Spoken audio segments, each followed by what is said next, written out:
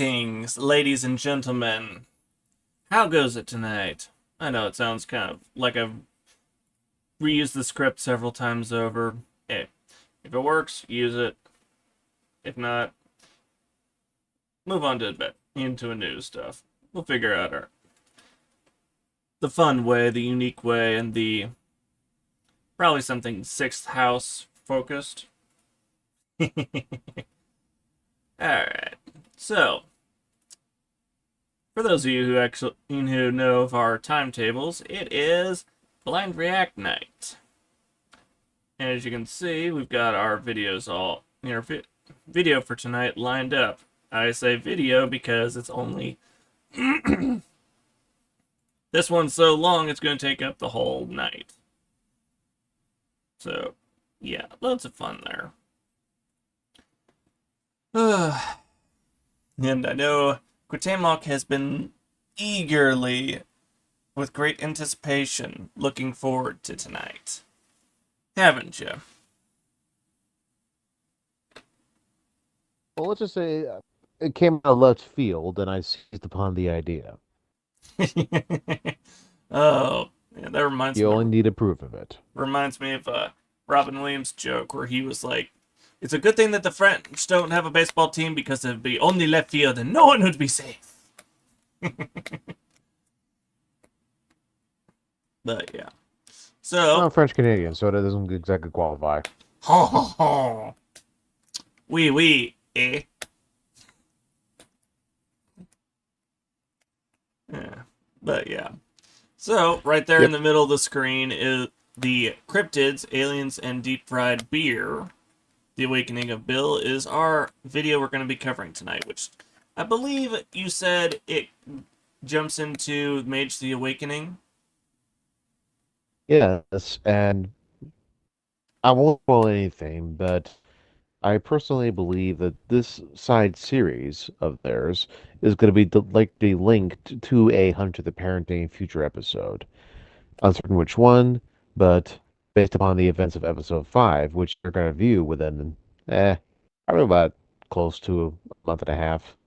Time frame. Yep. I guess that would be a great way of being like, Halloween. Mm-hmm. Well, at least with this one, you get to have a full glimpse of what it is to play the tabletop version. Because the guy who voices Big D is the dungeon master of this circumstance. Of course he is. That's what Big D stands for. Big Dungeon Master. That involves the N. The D alone stands for something else entirely. It's still a mystery, but without further ado, we're pressed for time. Yeah. Alright, let's begin. Introducing and I got a 5-second ad. Easiest way to get in on the action. This always happens when we don't have the funds to do YouTube Premium. Those who want to help us skip those ads, please donate. Become a patron on our Patreon, or we could actually afford that.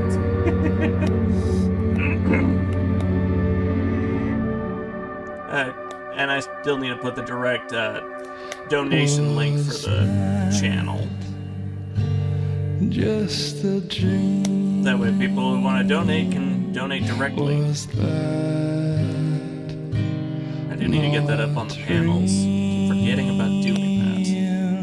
One of those many things I think about at work, but constantly forget about. That's just not how it feels. Was that really just I always do. I mean, I say this in almost every stream. I love the art style of how these guys do their work and their animation. not how it feels? Well, one of the people who did the art style is going to play this game as well. Nice. Oh, This should be kaleidoscope episode 2 of of fun. this. Man.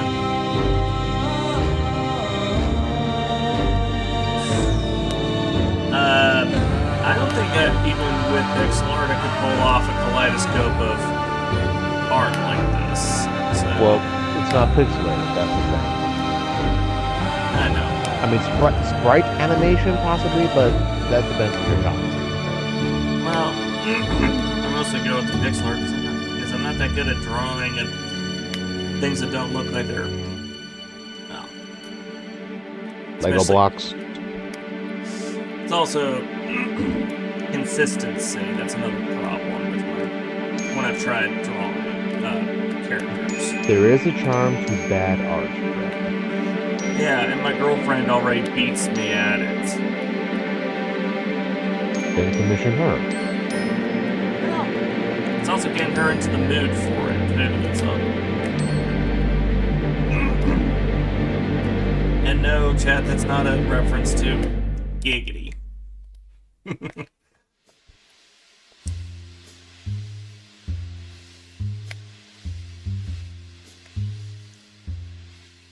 This looks like an office education. On a small part of a large, dreary island, hunters cavort in the county of Norfolk, seeking to bring about their reckoning upon the creatures of the night. These hunters are unusual. Perhaps deranged. No, at least one of them is deranged, definitely. But their journey is sure to change a great deal in Norfolk. A great deal, indeed. But this is not their story. This is a story of the awakened. I invite you now to another world. A place where the fundamental pillars of reality shatter at the will of these awakened souls. A world where science, physics, all we hold as fact, are not inviolate. They are merely frontrunners in a conflict that has raged for millennia. A war between wizards, visionaries, madmen, and fiends for reality itself. Liberators become tyrants. Tyrants become liberators. And in this ascension war, those with vision can see all, save the cost of their ambition. But I get ahead of myself. You might not be ready for the whole explanation. Our protagonists certainly aren't. Are you kidding? I know you haven't met them yet, but rest assured, they're terminally unhinged. But let's not focus on that for now. Instead, let's focus on location. The year is 2006.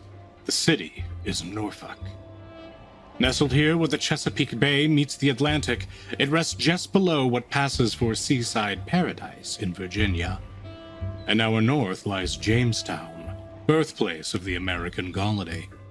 To the south, the Great Dismal Swamp, a wildlife refuge shared with the state of North Carolina.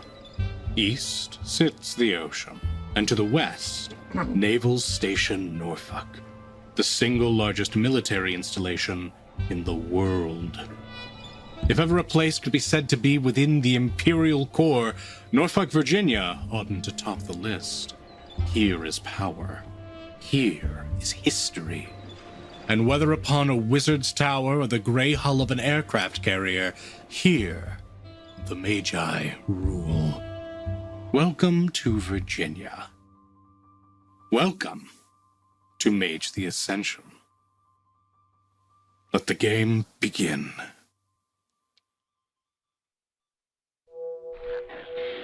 Definitely a fun way to do an introduction Bill. into it. Yes. Your eyes are heavy. They're heavy with a weight that only comes from stark exhaustion or heavy medication. And when you finally manage to creak open your eyes, so willing to weld themselves shut, it's then that you realize you're not in a place well suited to those wakening from a long sleep. You find stark white, bright fluorescence, and from the comfort of a plush white bed, you find yourself in a padded room with no clear idea of how exactly you got there. What the hell? This isn't my apartment. Hello? Is anybody there? Voice pangs off the upholstery, and it's only then that you notice a cuff around your arm chaining you to a metal protrusion at the very head of your padded bed. What the hell is this? Where am I? Summoned by your screams, something seems to turn the knob of the door. You hear a ch-ch-ch as the door begins to slide open. Coming through the doorway is a rather modestly dressed woman, wearing glasses, a brown ponytail, with a clipboard. Mr. Morgan, my God, you're not supposed to be up this early. Are you feeling all right? Feeling all right? Who are you? Where am I? Hold on, Mr. Morgan. Calm down. Don't you Am I the hold only on one who me. notices that Who are woman you? looks Where? kind This of is not my house. This is manly? nothing. That's very true. That's very true. That or she's got a I'm horse Dr. face. Liddy. I work for the Psychological Organization of you mean Norfolk. like I work at the Bailey university, Piper having and a I donkey need mouth? to let you know you've had a rather traumatic evening. How are you feeling? How do you think I woke up in a padded room? What do you expect me to feel? I'm fucking All terrified. right. I understand. But please, sir, try to remain calm. I can't blame you after the night you've had for feeling exhausted. Is it all right if I come in and sit and chat with you? Sure. Wait, who are you with? As I said, I work for the university. I do work for the medical wards. Who are you really in with? Norfolk. You know what I know. That's Please. not true. Sir, I think that you've gotten a little hysterical. She pulls up a stool. Now, if you don't mind, could you run me through the events of last evening from the beginning? That way we might both clear up some lingering confusion. Well, Can you remember? last night I was out with friends of mine. We were hunting in Let's the woods. try not to overwhelm ourselves by going in media res for your recollection. Let's try to start slow. Do you remember what you were doing yesterday morning? I was getting ready in my apartment. I was All of a sudden, you turn yourself inward. As you begin to struggle with these memories, these thoughts of blackened woods and momentum through a harsh bog, thoughts of terror under a dark sky, you find your way through this dull, throbbing white buzz, and you remember where you were when the story began. Hey, Gaudy Head, how's You it going? remember How's Cake oversleeping treating for ya? work. Your alarm goes off, Bill Morgan, in your apartment, and you realize that you have about 15 minutes to get to Mr. Brim's estate if you want to keep your job. Oh, fuck! Gosh, I overslept again. Oh, man, I shouldn't have stayed up watching Rama again. Damn it! Oh, Bill will just literally leap out of bed, just ass hanging out of his fucking tidy whities, tearing through his absolutely trashed apartment, looting through his piles of clothes he's yet to wash for weeks, and just pulls out a pair of work pants, dirtied as they always are. Okay, I got those, and digs through his dresser, pulls out a generic, like, I Want to Believe style t-shirt, stained, because he forgot to wash it again, and throws it on, pulls over a flannel. You set out in your garb, presumably your toolbox at the ready. And I gotta ask, as you leave the apartment, would you care to describe Bill Morgan? Bill Morgan. Paused at 10:58. Verity. How long ago was it you ever played D&D or any tabletop game? Off the top of my memory, I remember playing D&D as far back as I want to say 2005 was when my brother brought it back from Job Corps and showed my dad how much Dungeons and Dragons had changed since my dad was in college and played it. And then yeah, got me into playing it, and it was a good bit of fun. You're going to have flashbacks because, as you recall, this is where not only the player is introduced, but at least in the audio format, you can hear the character sheets. Yeah. You think we'd have this much fun if all four of us played, 4 or 5 of us played D&D? Time constraints and conflicting schedules, but here's hoping that will change in the near future. I know, But that the would... question is, who's going to be the dungeon master? Oh, that would be the good question.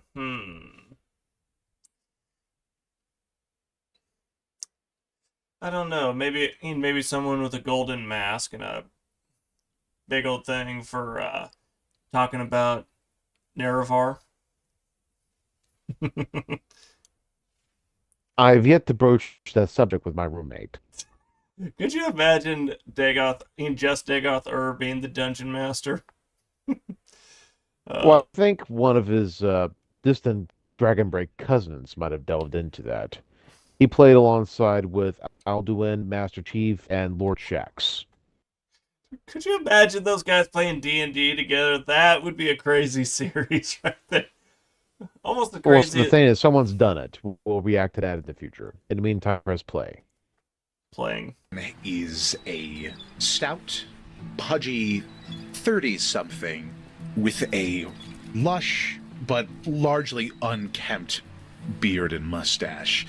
He is not the kind of person you would look at and assume to be a well-kept individual. In fact, given the time, one might not think that he is fairly well off. And you'd be right, he looks kind of schlubby, a bit dirty, but very much has the airs about him of a handyman. He doesn't have time to waste in the pleasantries of cleaning himself up nowadays. It's all about getting to the job site, taking care of what he needs to, when of course he still has a job site to go to, but has that kind of wily conviviality about him that you might see in, say, Dom DeLuise. He's friendly to look at, but there's something not quite right with him, and you can't really place it until you start talking with him. Well, it takes all kinds to make a world. And as you rush out to work, what is your mode of transportation? His mode of transportation is what one would expect for a beater car of the time. Most likely a early 90s Pontiac. Beat to shit, but still going by virtue of his own maintenance and jerry-rigging of the vehicle itself. Covered in any number of scratches, dents. Flashbacks to your duct first tape. car. He's been using this for My some first time car to get was back and a, forth between his job sites because he's just been setting 99 aside money Jeep for Liver. his Oh, not cinematographic 99 ordeals Jeep, or Jeep Cherokee. really just keeping all of his other expenses together. But it's been Then tried and it true, and was, it's kept him going till this point, so he keeps on 03 powering through to his Jeep job Liberty. sites. Against all odds, your horrendous bucket of bolts manages to creak out of your parking garage. It creaks down the road, and it creaks just up to your work site. Just in time to save you from the axe. Rolling far away from your motel view apartment, you find a luxurious multi-storied beach house somewhere on the northern end of town. Outside, you can see a few laborers hard at work, a large moving truck, and the general sounds of commotion. As you begin to question what the fuck you're doing here, memories begin flooding back to you. You're here to install a new floor for a client known as Mr. Brim. You'll know also that you've never seen Mr. Brim. No one on your worksite has seen Mr. Brim, but his eagle-eyed butler, Gerald Slane. He's sure to be lurking about somewhere and probably has some scathing remark for you. All right, we have another hardwood install today. I brought along all the hammers and brought my nail gun, but can't help feel I'm missing something here. I'm sure I just left it on the site again. Bill will trundle out of his car, his toolbox and air compressor in hand, and begin walking up to the job site, passing by the various movers going towards the bottom floor. You don't see Gerald Slane, and that's excellent for you. He's nowhere to be found until you get up to the main door. Mr. Morgan. Hello there. Charmed. Nice to see you again, Gerald. I hope we're not too late today. Ran into a bit of trouble in traffic. You know how it is. No, I can't say I do. You see, when Mr. Brim calls me to his site, I arrive on time. Precisely when I am meant to, which I should remark is far earlier than you needed to arrive. Oh, well, that's why Mr. Brim always pays you the big bucks, and he'll kind Specialties, of gently bat carpentry, his weakness, shoulder polite with his society. dirty knuckles. Yeah, that's why I'm here putting in floors today. Yeah. Commercial Get break any for a pizza single with any minute. toppings for just 40 $9.99 online. seconds. Try the Domino's viral pizza or invent a new one. But yeah, I'm loving that Turn so your far. pastime Specialty, carpentry, into your full time, weakness, your polite personal style. society. into your signature brand. Do it yourself. I love Create it. your website on Wix. It gets better once you see the Void full B. character. Hold on a second. Hey, Void B, how's it going? You saying Pause this one? at 15:30. Yeah, you're saying this one's a fun one? Ooh. Since I'm- 1929, Yeah, Shane we Company got has been endorsement from the making chat about beautiful this video. engagement rings. We hand Yes, I All right, suppose you paused it it where- is, isn't it? You see, 15, as his 29. hands begin. Positive 1532. Oh, Void B, I'm looking forward to seeing how epic this story gets. I'm already looking at it as fun with that specialties, carpentry, weakness, polite society. Vice versa on my end. I got some. Okay, I'm gonna be honest. I've got some talent with woodworking because I've actually gone in. Heck, when I was in high school, I actually took took some 2x4s, carved them up, and made blunt paddle kind of swords out of those. So, Whereas for me, a 2x4 is giving me a flashback of something of a rear behind. and I'm not joking. I actually even made a keyblade from like Kingdom Hearts out of a wood block before. So that was actually pretty Sounds cool. like an assembly of blocks. No, it was just one board, and I used a power drill to get a hole made so I could take the saw and go into that space and then just make the gaps for the hand to fit through. It was a trick. It was definitely a trick, but that was pretty cool. Let's see. What'd you say, Now- Void? What'd you say, Void B?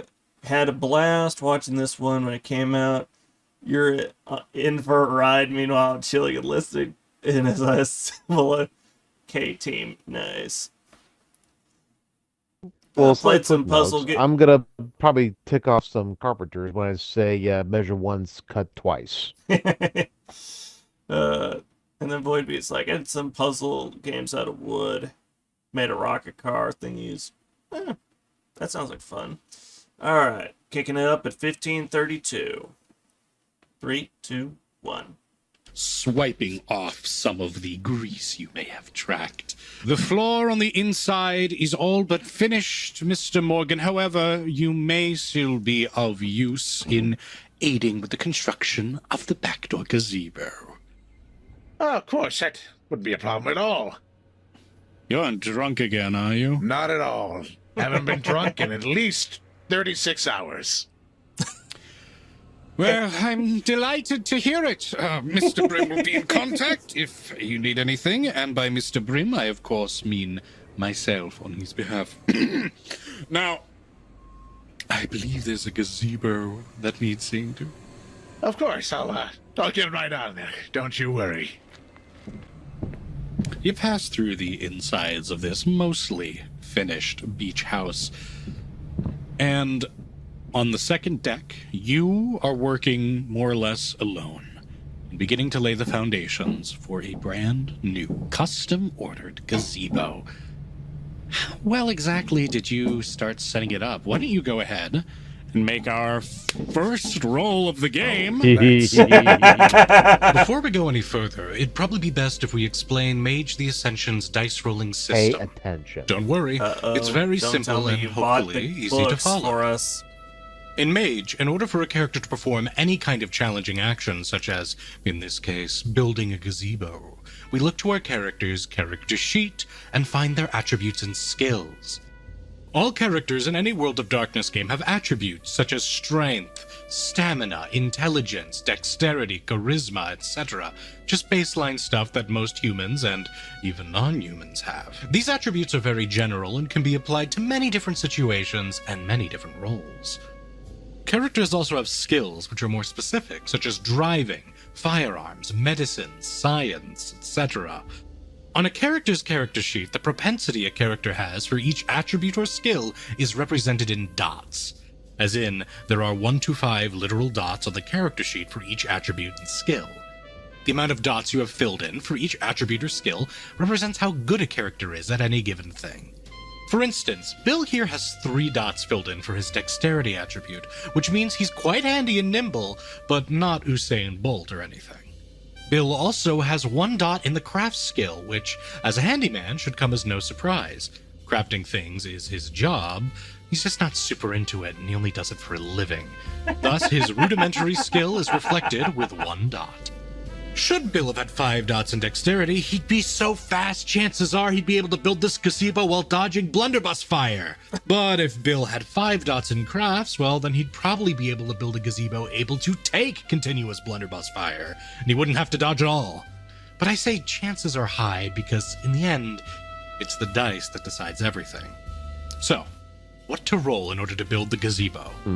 In any World of Darkness game, you generally combine an attribute and a skill in order to roll for a challenging action. So how do you combine these attributes and skills? Well, sit tight, and I'll tell you. As mentioned earlier, Bill has 3 dots in dexterity and 1 dots in crafts. We combine those together for 4 dots total. Now, that's the easy part. Here's the hard one. For each dot, we get a 10-sided dice that becomes part of our so-called dice pool. Our player, Hulky Crow, needs to roll a dice pool consisting of 4 dice to see how Bill succeeds in building his gazebo. But what does he need to roll with these 4 dice to succeed? Each die in the dice pool needs to succeed in rolling a specific number that I, the storyteller, decide upon. They need to either hit that number or higher. This number is known as the target number, and it represents the difficulty of the action the player is trying to take. Pause. Usually, the number a die needs Pause in 1940. Exactly. Alright, Void B said, I was GM for a Hunter the Reckoning game. Yeah. And he says he won't spoil what they hunted. And let's see. He says, I will say lets dice rolling a lot more character interaction. Yeah, we saw that in one of the other videos Alpha Booza did that described the several different types of the tabletop franchise in which World of Darkness plays into. Which really makes it a big, versatile franchise to cover practically all the different aspects of tabletop gaming, including the Monty Python-esque tabletop army game, which I still think that is epic that they did that. No banana bread. We don't want to capture the fort, we want to destroy it. Why do you want to destroy the fort? It's a nice fort. It's in the way to the calf. Oh, good times. Play. 3, 2, 1. to roll to be a success is 6. This means a 6 or above on a 10-sided die generates a success, but this difficulty number is frequently lower or higher depending on certain factors. If the player wanted to steal from a sleeping grandma, the difficulty number the player need to roll would likely be 5 or maybe lower, but attempting to yoink the gun off a paranoid police officer, that's likely to be difficulty 7. or even higher. Oh boy. The scale can go as low as 3 or as high as 10. As you realize, the more dots you have in any given attribute or skill will inevitably result in a higher chance to get successful rolls. Alright, so you've counted your dots, you've got your dice pool, and you're rolling against a difficulty of 6. How many successes do you need to, well, succeed? Usually, the answer to this is just 1. In such cases, any successes past 1 will just yield you a better result. But in other cases, the storyteller might demand more successes than 1 might be required. An especially challenging action requiring a minimum of 2 or 3 success rolls This is what I was isn't referring uncommon. to in the past. If Bill was building this gazebo at the top of Mount Everest, I might have demanded 8 successes, which is impossible with a dice pool of just 4 dice. If a player really wanted to succeed at something and not let the dice control their fate, there's another thing they can do to gain an automatic success. They can expend a point of willpower. Willpower are points that a player can spend to have their character get 1 automatic success on their next roll. Willpower points are limited, though, and are directly tied with the character's psyche. They should be used with care, because you only get so many, and you can only regenerate them by fulfilling your character's nature. What's more, no success, be it a willpower success or one you rolled, is guaranteed. For each roll of 1 in a dice pool, you remove 1 success from the total. That could leave you with no successes if you're unlucky. And even worse, if you were to roll your dice pool here and get 0 successes, but still roll a 1, well then you'd have critically failed. What World of Darkness calls a botch, and you should prepare for the consequences. But just as there are critical failures, there are also chances of rolling critical successes. If you roll a 10 on any 10-sided dice in your dice pool, you'll gain particular advantage. In the storyteller system, any character can have a specialty, something they're particularly skilled at that the character writes down at an attribute or skill once it reaches 4 dots. Bill here, for instance, has a specialty for his perception attribute called Uncanny Insight. This will give him particular advantages when trying to understand certain uncanny things. If you have a specialty, and the specialty applies to your use of your skill or attribute, any 10s rolled become 2 successes automatically, instead of just 1. So if Bill were to roll with his perception and try to understand why Gerald Slane looks and acts like a reptile, he'd roll a 10. That success would automatically count as 2 successes. Buy 1, get 1 free. But we here at the Norfolk Wizard Game have a house rule to make things even more interesting. If you roll a 10 but lack specialization, you can, as we call it, pop that dice, rolling it again and potentially getting another success, a failure, or maybe, just maybe, another 10, getting another chance to pop. This theoretically means someone unskilled could get more successes than someone with a specialty. This reflects what I Crazy call luck. beginner's luck, but it's far from consistent. Feel free to try applying it to your own games and see how you like it. Now, with all of that covered, with our attributes and skills accounted for, with our dice got ready all to be that, Red? pooled and our successes ready to be tallied, let's try and build a fucking gazebo! Hulky, roll dexterity plus crafts! Dexterity crafts. I can do that for you. It's going to be a total of 4 die coming at you. Difficulty 6. Let's go. 4 die. Oh, and 1. 1. 1 success. Your heart isn't exactly in it. I mean, how can it be when you're doing this kind of work? But you know how to set up a gazebo. You put things up exactly where they need to be. You begin the structure, setting up the foundation, hammering into nails on wood. A street over. Something you can only see because of your Pause. elevated position. 24. Pause at Hey, KG Peach, how's it going? What we're watching is, well, a rather interesting little group. We're doing a blind rat to this one group who does... I'll let Quatemok explain it. one of many tabletop games belonging to the World of Darkness. This one is Mage the Ascension, where essentially you are a sleeper, someone who has yet to obtain awakening. Upon awakening, you become a mage.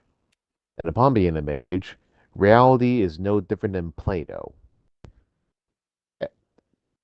You could change it as you will, depending on the circumstance. However, too much manipulation creates a paradox, and when the paradox occurs, you basically get bull rushed by reality police. And you could do as you will, but either keep to yourself, but be the average Joe despite your abilities. The freedom to do what you can in this game is downright creative and, may I dare say, put D&D to shame. Yeah. Especially, that's an understatement. Also, slight footnote, the ones who crafted all this, I say this personally, that they do know a bit of the occult, as I do. And it parallels much of their structures. Yeah. Yeah, KG Peach is like, oh. Yeah. It's a good bit of fun, and trust me, there's comedy galore, to put it mildly. And we have an entire playlist of our blind reacts thus far on our YouTube for much of Bravo Alpha Booze's content into the world of darkness. Oh, dude. It is priceless. Oh, if you need reference to Bravo Alpha Booza are, if you've ever seen the If the Emperor Had a Text-to-Speech Device series, they created that. Alright. Now let's continue. 3, Indeed. 2, 1. You notice a black marked car. A door opens as a woman held in place, dragged, screaming and thrashing by two individuals with black suits and black sunglasses, shoved into the back seat before the door slams. Oh my god, they just disappeared, that person. I got, holy shit. And Bill, seeing this, just absolutely distracted from his work, is rifling through his toolbox because, of course, this is where he keeps a beat-up handheld camcorder.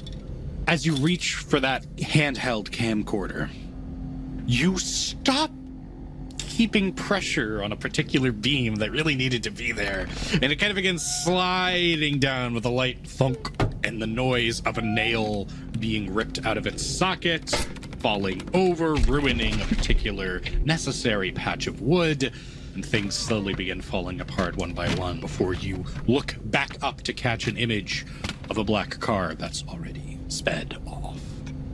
Ah, damn it, not again. Wait, if I go, I could probably catch up another time. Mr. Morgan! Yes! What happened here? Oh, well, this Agreed, KG. piece of board here might be of snap. subpar make by the looks of things. It, well, couldn't seem to support the weight that I had up on it, and looks to have collapsed. You can't always take into account even the finest quality wood. There's always bound to be an aberration at some point. It's a statistical certainty. I'm sure you can understand that. I agree with you about statistical aberrations. He quickly takes the plank. Yes. Well, I shall have to get this replaced.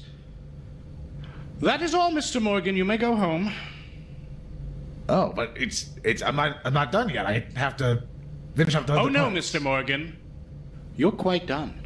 You have a pleasant evening. I'll be in contact about your pay. But what are you talking? We're not done yet. We signed a contract for this. I have to actually put this up. How much would you like? Well, for the install job, You didn't exactly finish installing it. He takes out a wad of 100 bills. It's like 400 in it. Here, take it. he'll walk over and take it from him. You know, it's about 200 short for the floor inside. You remember that, right? Oh, yes, I remember how others had it installed before you. Mr. Morgan, if you do not leave these premises, I will call the police and I will have you arrested for trespassing. Do we understand each other? Oh, snap. Sure, well, we're clear. Thank you. I'm glad to hear that. Oh, no. I assure you the pleasure was all mine. I assume at this point you will leave the worksite. Yes, Bill will start walking away. Actually, he's going to look back if the, has Gerald gone back inside? Oh, yeah, absolutely. Bill is going to look over to his half-finished handiwork, and seeing one of the nails that was not quite put in, will reach through one of the railings and pull it out.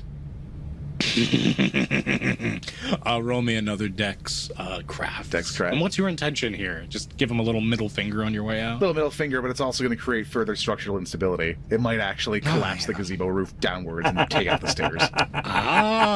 No, there's a thought. Go for it. All right, here we go. We have 2 successes. 2 successes. Well, you've scored enough successes to the point that as you're wandering out to your infamous piece of shit car, you are pleased and delighted with a sudden as woodwork in the backyard falls apart just on time. Another successful installation. Oh shit, I gotta go. Oh yeah, you leave that place far before contractors begin flooding it like a den of wasps, and you're out back on the roads of Norfolk. As you drive, you get a call. Bill's Buildings. Bill!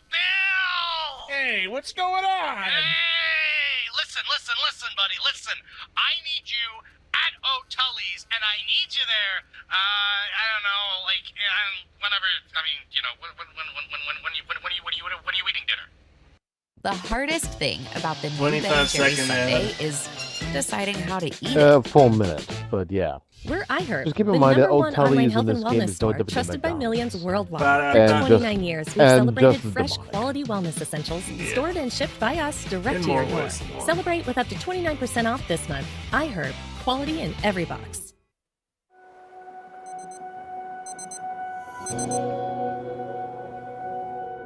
Apparently, there's a trailer for a movie called Good Not Boy. right now, I'm just... Paused at 29:31.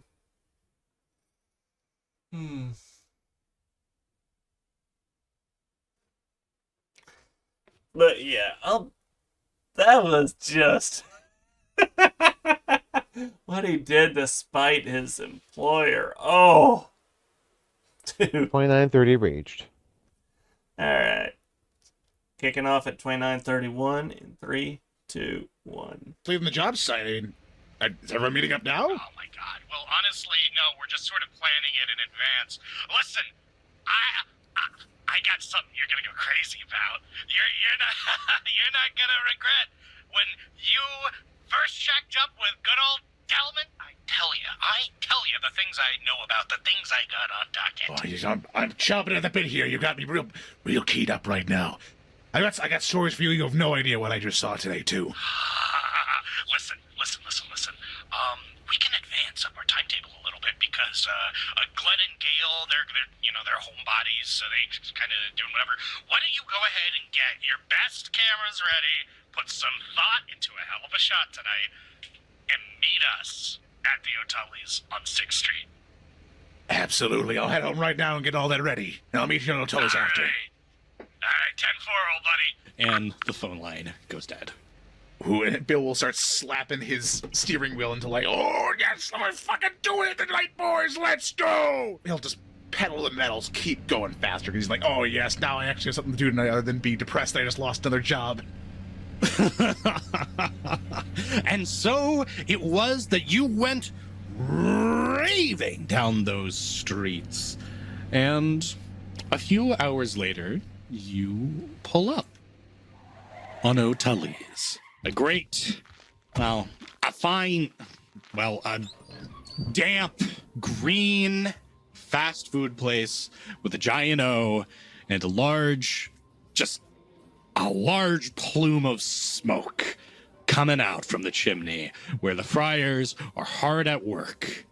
Greeting you there is a young 20-something, about a few feet shorter than you, but just as stocky, just as large, open arms, reaching out for you, the red jacket swaying in the wind of fast food commerce. Bill, you old I'm peach! telling you, beautiful bastard, I'll have you banned. He'll reach in and they'll grab each other. You embrace with this tearful reunion. By God, it's been 2 days since you last saw each other, and already you're back at it again. He brings you over to the O'Tully's counter, and I must ask, what Know anybody exactly will like you that? order?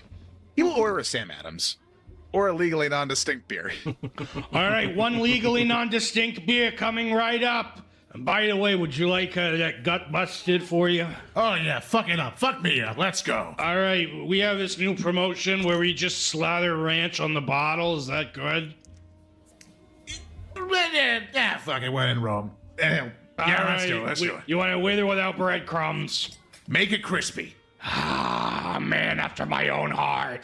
And you see as the strange troll at the fast food counter KG's returns like, with gut mustard. a Sam Adams covered in ranch and breadcrumbs that has been deep fried. Just like real life.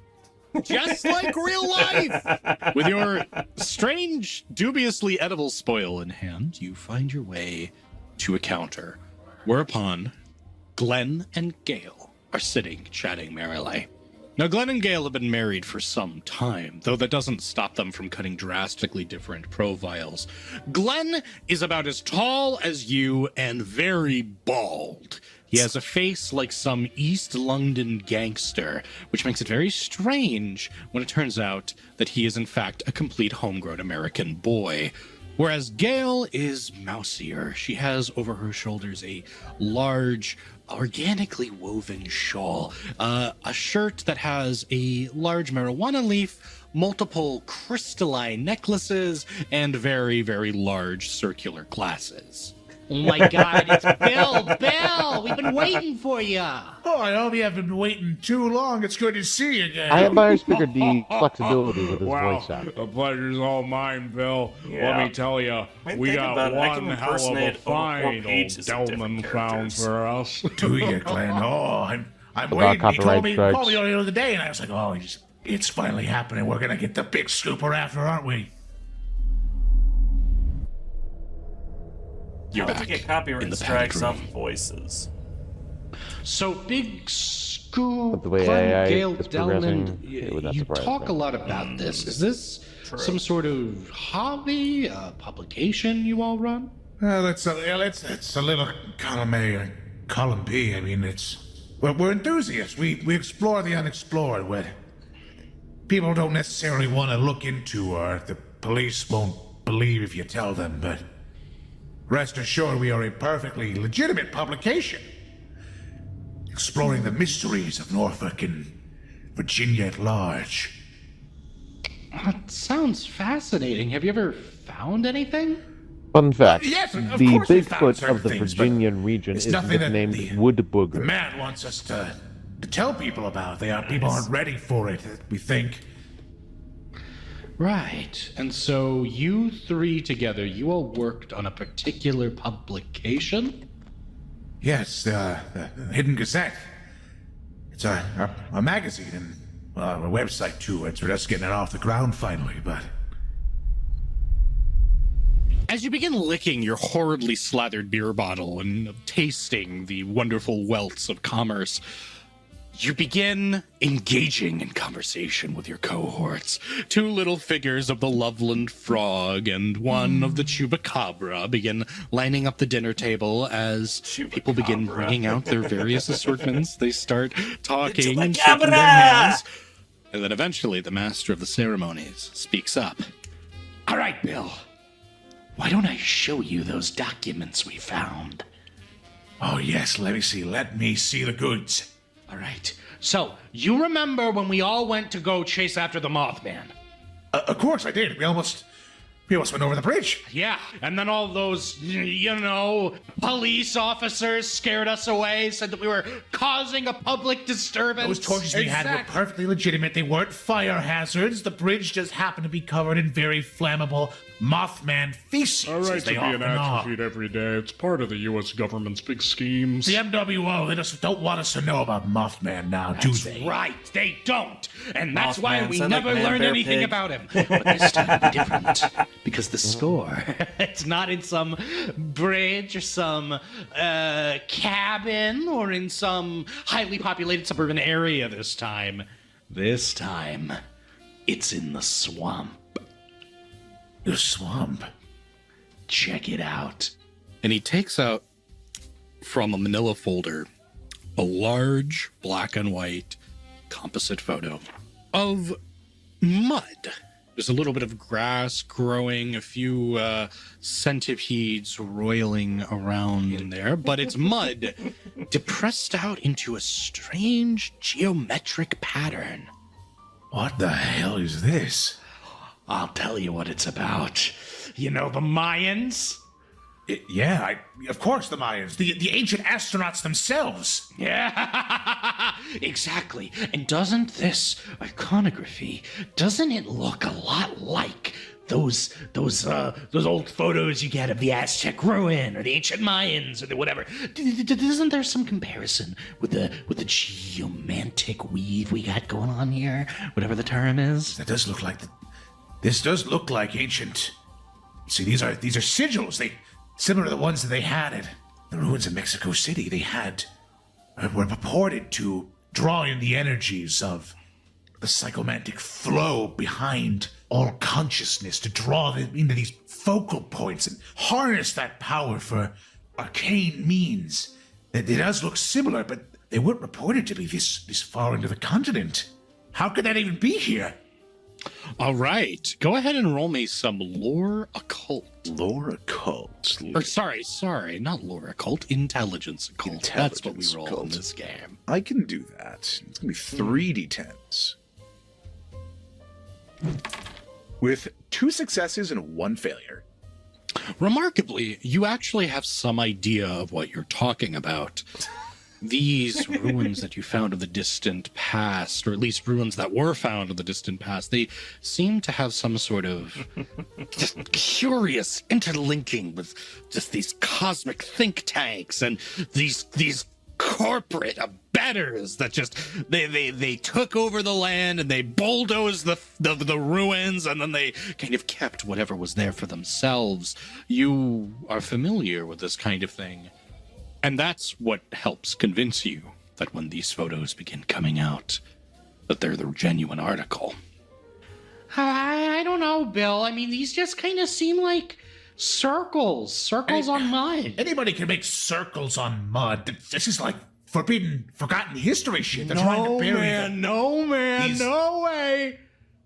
These were taken last night in an abandoned area of the Great Dismal Swamp. Ain't nothing there but gators and bears and bugs, oh my. And the best part, you want to know how we can really tell these are fresh? Now, I'm no big shot photographer like you, Bill, so you gotta forgive me for the lack of clarity here, but...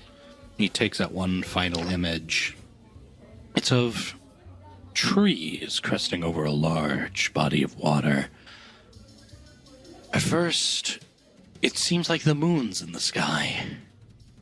But then you get a closer look at the crescent, and you realize that's not a moon. That's no moon. It looks almost like a It's flying your mother. saucer.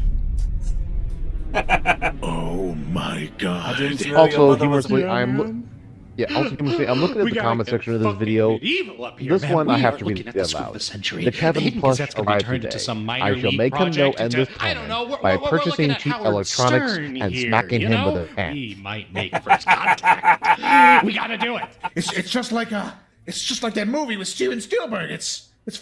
We gotta get my MIDI. We gotta get the MIDI back at the house. Oh, that's a great idea. We'll listen to it in the car because I want all of you to put on your best flannel. And we got a plan. Glenn, tell them the plan. All right. You're going to like this one, Bill. So, suspicious people, they get arrested. We got to cover. I'm going to get us some safety suits, some camo caps, some flannel. And of course, I'll let you borrow one of each from my famous shotgun reserve. We're going duck hunting. if we just so happen to find an extraterrestrial or a client of Iridian or, one of the star people out there, all the better, right? Of course. Could be Satan's too. We wouldn't want to run into Satan's without a gun. And I fucking hate Satans. Oh, we all hate Satan's. Okay, all right. It's a deal. We're gonna go and we're gonna document this alien, maybe. We gotta make sure we're prepared. And so, the plans are prepared.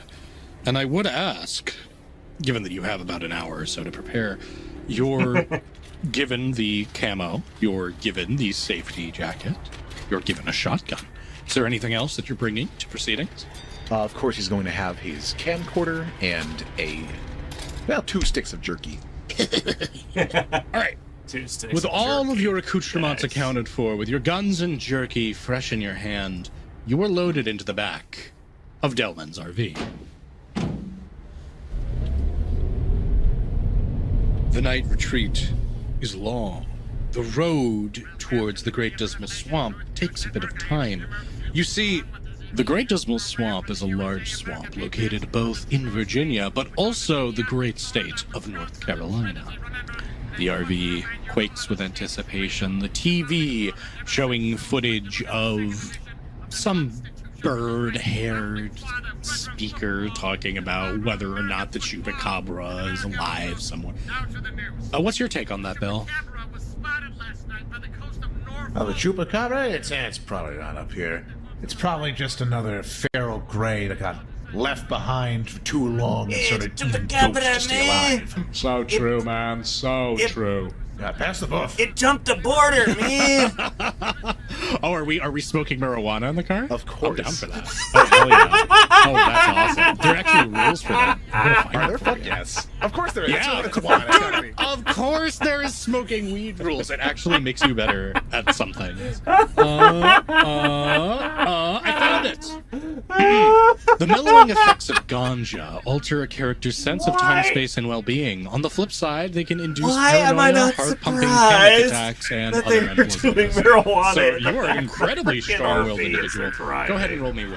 Sure. All right, 6 successes and a 10. Are you kidding me? What's with... You're so used to poisoning your system, the Pause. negative effects of marijuana barely 44 minutes. What is with paranormal investigators and weed? Seriously. Can I get an answer on that one, chat, please? What is with paranormal investigators and weed? Seriously. This is... Well, the intake of narcotics, especially the kind that's no different than shrooms or DMT, allows one to perceive things that are not even noticed before. And some of the side effects that is downright obvious that Speaker D listed off. Now, they mentioned about how weed usually makes you more and more hungry for some odd reason. Yeah, it gives you the I'm not munchies. Yeah. I'm not a drug partaker, but I have done research neither. to at least write up a convincing tale. And someone who would come across that who does take this stuff, he's like, dude, that's so spot on. KG just said, I smoke weed and I don't know. And then Void B is like, I mean, if you're finding nothing 99% of the time, wouldn't you eventually do so? Well, overuse of that substance usually leaves one placated and lethargic. Alright. Let's continue on. Hold on. And God forbid you give me magic brownies. Before we start playing, Void B just said, also, on a side note, my friend has like an identical voice to Bravo Alpha Booza they're eating. Nice. With or without the Swedish accent? Yes. With or without the Swedish accent. Seriously, Void B, we need to know with or without.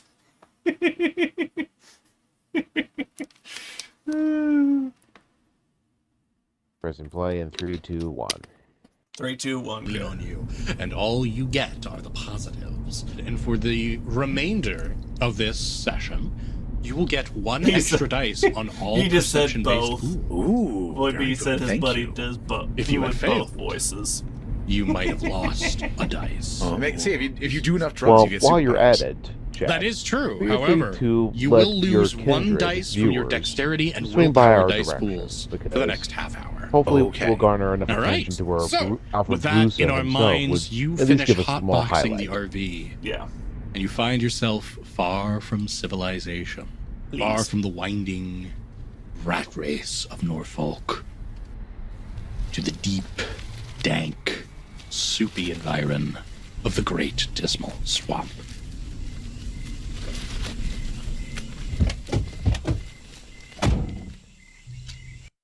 Does Mark Minute-long in him? commercial. 42-second commercial.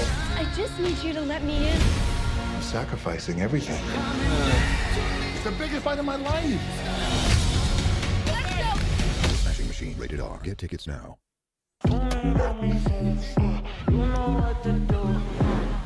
Like I said, Chad, if we could get enough Right now, when you donation download the capability Hardee's app to and where join my rewards, we could actually save good morning afford to to 20% off any not breakfast have to deal order of with the $10 ads, or more. then Wake up to we the could fluffy focus on the omelet biscuit videos. or a Instead homestyle of seeing loaded all burrito this, and save. That's these goodness products in that keep Hardee's coming country.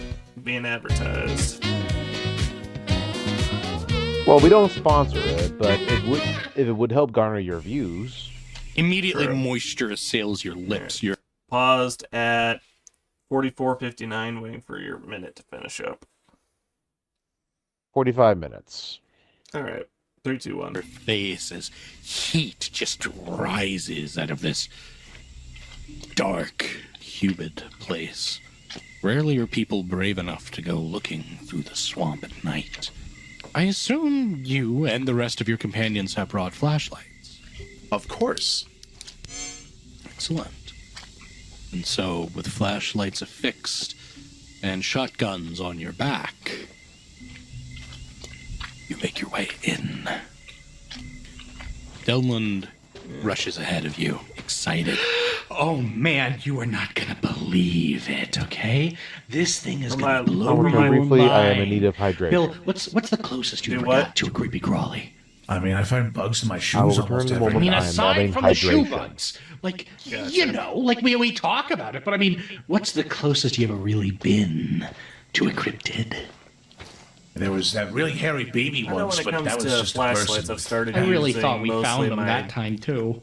But no, I Ultra I can't Force say we really lightsaber as a flashlight got one. slash torch. Well, it looks like this is gonna be one And I'm hell of a meaning the time US for all of us. naming of torch, not the British name of torch, which is the same thing as You a flashlight. walked For those who aren't aware. into the great dismal swamp. Far off snarling of creatures hidden by the dark. Why don't you go ahead and roll me Dex Stealth, not forgetting your -1 penalty for being stoned. Of course. Minus Ooh, 1 3 successes, penalty for 1 being 10. stoned. Ah, that 10. Why don't you go ahead and pop it? I will. Here we go. Another 2. 1 success. Excellent, Classic. excellent. With your 4 successes, you raise your hand. You stop yourself in your tracks. As in the distance, the darkness, a shape has to be at least 6 foot tall on 2 legs, built like a truck. It's hard to make out, though. You may need to get closer for a better look. Everybody, flashlights off. Okay, what did you see, Bill? We've got something out there. Big, stands up like us. I don't know if that's some kind of skunk ape or a bona fide Sasquatch, or maybe something else is out here entirely. But if it doesn't see us, we certainly see it, so let's not draw extra attention to ourselves. You hear that? Maybe it's some kind of echolocation. I'm gonna get my shotgun raised up just in case. Careful, Dale, careful. And Bill will pull out his camcorder. I am back, and no worries, I'm not missing much because I've already seen Zoom this. in, trying to get a good look. begins moving, getting closer and closer, until finally a claw rakes across one of the trees. A palm wraps around it, and peeking around the corner. Oh God, it's a bear. Oh shit. What is it? Is it a celebuton? Is it a Mothman? Shut the fuck up. It's a fucking bear. Oh, that's not as good. I was yeah. really hoping it'd be like a Sasquatch or something. Can I see what kind of species this bear is? Or the 'Cause we wood are booger. either fine or we're fucked. Sure. Why don't you go ahead and roll me perception? Oh God. Let's say I would give it to survival at difficulties. Difficulty 6 for survival. Or if you have it, science zoology, which I would give at difficulty 5. Okay, I have no science. Okay. If I survival. can I justify survival just by virtue of trying to know what's going to be out here in the swamp so don't want to kill me? I absolutely think survival. As I said, I would give you survival, or if you had zoology knowledge, I would give you that at lower difficulty. Okay. So survival is good, difficulty 6. Sure. And remember, you have +1 dice from the ganja. I also have a specialization. I have uncanny insight. Okay. Oh, not good. Not good. My God. 2 ones, no successes. You reach in and you're trying to see what kind of bear is that? Is that a black bear? Is that a brown bear? What? And then all of a sudden, you snap a twig underfoot. And out of surprise, you snap a shot with your hand. And the bright flash goes off. And the bear is now looking at you. Mm-hmm. Can I see now what species of bear it is? It appears to be a relatively large black bear. Black bears are pussies. Yes, but you've startled it. So now it begins crawling towards you on all fours, going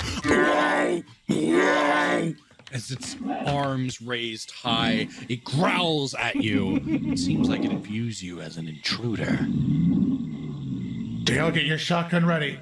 Follow my lead. We have to be big. We gotta get real big and try and scare this off. If it makes a swipe at me, just fucking shoot it. I don't know. It should scare it off. Delman follows your lead. He gets on his tippy toes and he begins waving his hands.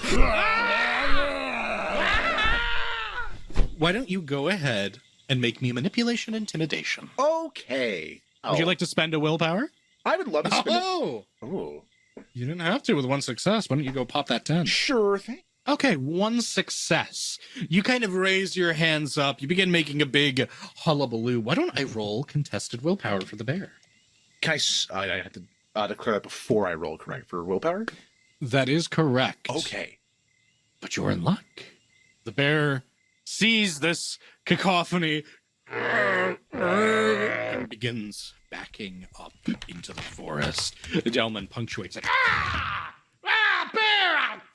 I'll get you. Yeah, I think we're good. Whew. Wow, that was stressful. I gotta say, close encounters like that. Close like the movie. Oh, like the movie Close Encounters.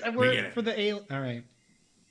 Delmond, Too late to shocked save at the Close lack Encounters of of a the Bear bear's kind. laughter. Adjusts his Hello, vest. Clean Okay. Cito. How's Come it on here going? and How's follow me, Twitch follow me, treating follow you? me.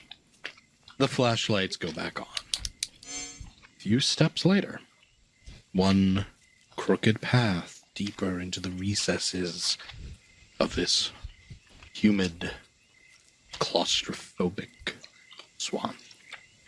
You find yourself sticking your foot straight into wet, sopping mud. And you realize this is the same place from those photos. Delmond is jumping for joy. Here, man. Here. We're right here. Then as you take a look at the mud, there's not a trace of the sigil. Delmond? Well, wait, whoa. No, it was here. You got my photos. It was right here. You're sure this is where you took the photo, right? Yes, it's exactly where you see it. This little thing, and he points at a particular line of grass. That was there. This tree here. You notice how it's drooping over like that? I recognize it, okay? I know what I saw. But where's the sigil? Oh man, I knew this was gonna be another wild goose chase. No, come on. Don't say that. It was here. Maybe they covered it up. They came by and they, stole all the evidence. What evidence is there? It was a symbol in the muck. Maybe there were some things that people didn't want them to know, and they took it. Let's scan. Let's take a look. Let's see if we can find any remnants of the aliens. Okay, let's look. Maybe they're still here. And you all begin wandering about this wet brown hole. Why don't you go Wet ahead and give me a brown hole? perception Is that what she's calling it investigation? now? Sure. This one's going to be difficulty 7. That or just say India. Okay. 7. Good thing I have 6 die. Oh, god damn. I got one That's still failure. one success. That's still one success. One success. You're looking high and low for these fucking extraterrestrials. You're looking for any sense of tracking or movement here. KG enjoyed your And India comment there. They're coming up empty. There's no even footprints, you know? You can tell like once or twice when you see areas that Delmond was here. But there's no car tracks. It looks like, just a fucking normal pile of mud. Maybe it rained. You're looking over some trees when all of a sudden you step on something hard in one of the bushes. What the? Not a rock. And reaching down to investigate, you see a piece of bright yellow plastic. What the hell is this? You pick it up, and you see geometrical indentations. It looks almost like an artist's tool, maybe a stamp, something that maybe you could create such indentations. I think we found our culprit. What did you find there, Bill? And Bill will wheel around and hold this strange plastic tool to Delmond. Does this look familiar to you? Oh, no, I didn't see that at all where I was last night. What do you think it is? I think it's a tool to make that impression that you saw. You sure that you didn't make this, Delvin? I mean, come on. I guess maybe it's a hoax. Maybe we found a I think he might be lying to me. Go ahead and roll me some perception empathy. Perception empathy. 1 success and a 10. Go ahead and pop that 10. Nothing. You just give Delman this stern glance. His lip kind of starts to twitch and... All right, Bill. Okay, you caught me. Yeah. It's mine. Bill, we've been working on this thing for years. And we haven't found anything. We haven't even gotten any money out of it. We haven't even come close to anything. I wanted to give us a win, you know? Where's the win in something that's completely fake? I thought it's all been covered up and it's been suppressed because the man doesn't want us to know about this. Where's the integrity to it? I thought. Well, that's real. That's real, Bill. You know, I believe just like you believe, but I believed in this. And I believed in you, Delmond. I thought this was real. I thought we actually had something. But you just had us chasing nothing that was here. You know how much that hurts me. I wanted us to have something to bring to the bank because the Hidden Gazette is essentially it's about as well read as a diary. No one's looking us up because we don't make the big finds. And I'm starting to think that maybe a lot of these big finds, they need They need people to make them. Then what's the point of doing all of it if it's a hoax anyway? What are they gonna come back and see? When they find that thing out in the swamp, say, oh, yes, they just faked it. They put this there. Don't look into any of this. This is just by your imagination. Well, we know God, it's please. legitimate, then, I don't know, those 24-hour hotlines, those wackos who do go on Howard Stern and make an ass of themselves. We're never going to be those people who worked in the Air Force and saw what they had at Roswell. We're nothing if it's all fake. Where's the belief? Where's the truth in all of it? You know what I should have done today? Instead of losing my job again, I should have followed that woman being dragged into a car by men in black. I should have left and followed them and saw where it led. They would have got me in the end. But at least it would have meant something. And maybe it would have survived. Not this. Dragged out in the middle of a swamp at 2 a.m. Nothing here but a fucking tracery in the mud. I guess I let you down, Bill. I'm sorry. I just wanted... You get tired of chasing the truth when it just doesn't show up. Sometimes, I guess I thought I had to make my own this time. I'm sorry. I know. I know you only had the best intentions for it. It hurts, and I know. You're so desperate for something real so we can really put ourselves on the map, and it's nothing. Yeah. I know. I guess so. Well... And then, flash, a strike of red. Steam. And if you're clever enough, I might just have a special reward for you. And I got a weird AI app kind of But ad on my I do like that about you. friggin' screen. Oi, what? You can have different that crazy? conversations with all sorts of AI They characters. want to see All of the your responses consistent are quick, references and to it's sort like of talking online to a has real come to bite person. you in the ass. Download today for come free. on.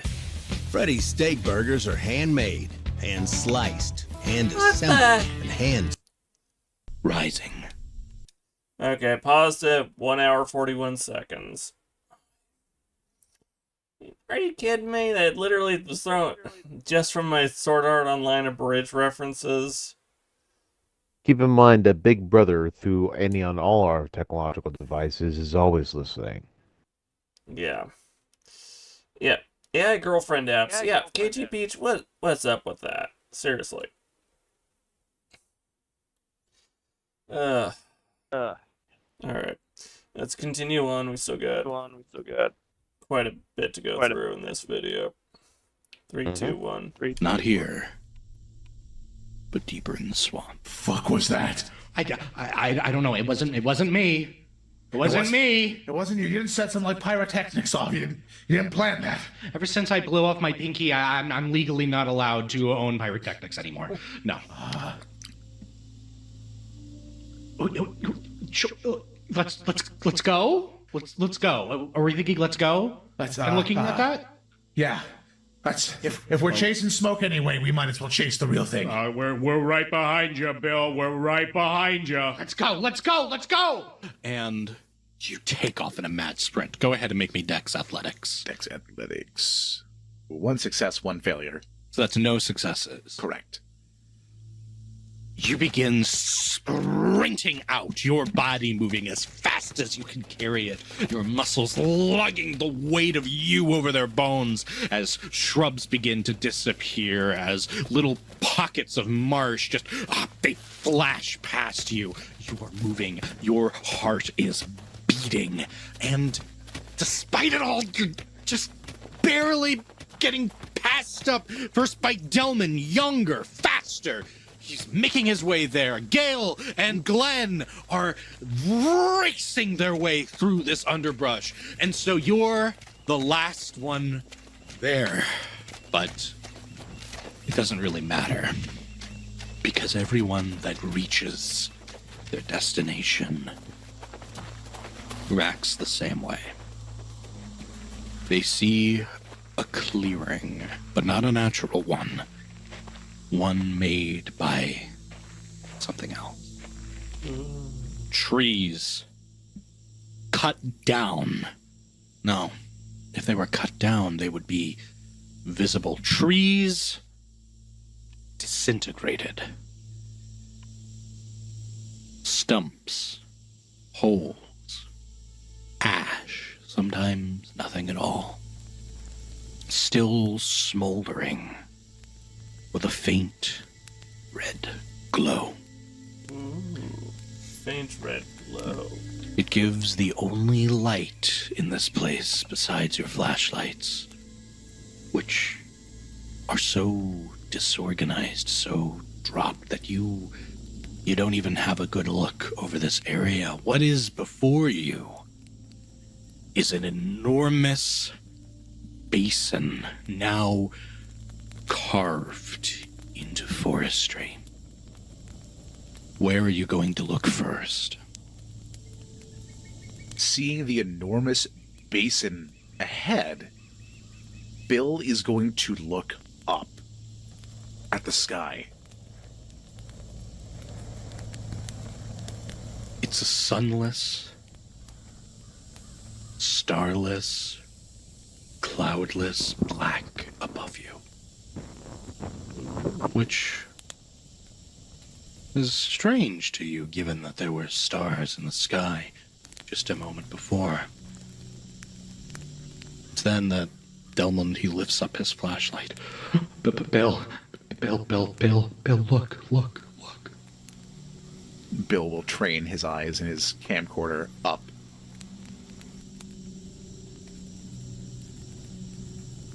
Where Delmond's flashlight illuminated once, Gale and Glenn follow right after. In the center, you don't see Mayan carvings or the secret histories of the old world. You see vast, strange, winding geometry. It's focused, but not in a metric that you might imagine. Tendrils looping about, creating startling patterns enmeshed in what is now a scorched, swampy floor. But that's not what catches your attention. Instead, it's the thing standing in the middle. The thing with the pale, gray skin. Two bulbous, staring eyes. And a single finger, faintly glowing red. Turns its head slowly, and then it looks at you. Holy shit.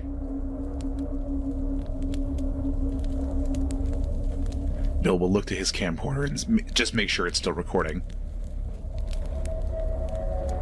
It is, which doesn't give you any sense of ease, just clarity. It records as this thing moves like a serpent or like a cat. It's so graceful, fluid, even as its limbs, which should be ungainly, turn and face completely to you. And it slowly reaches a finger forward to point. The glow turned red, then blue. And then in that moment, bang, bang, bang, bang, Floodlights turn on behind you, whirling of helicopters, the sound of doors opening, of men, of metal, of things crowding out. Things are happening all around you, and you're blinded by this sheer bright light ahead of you. Freeze! Get down! Get down! Get down now!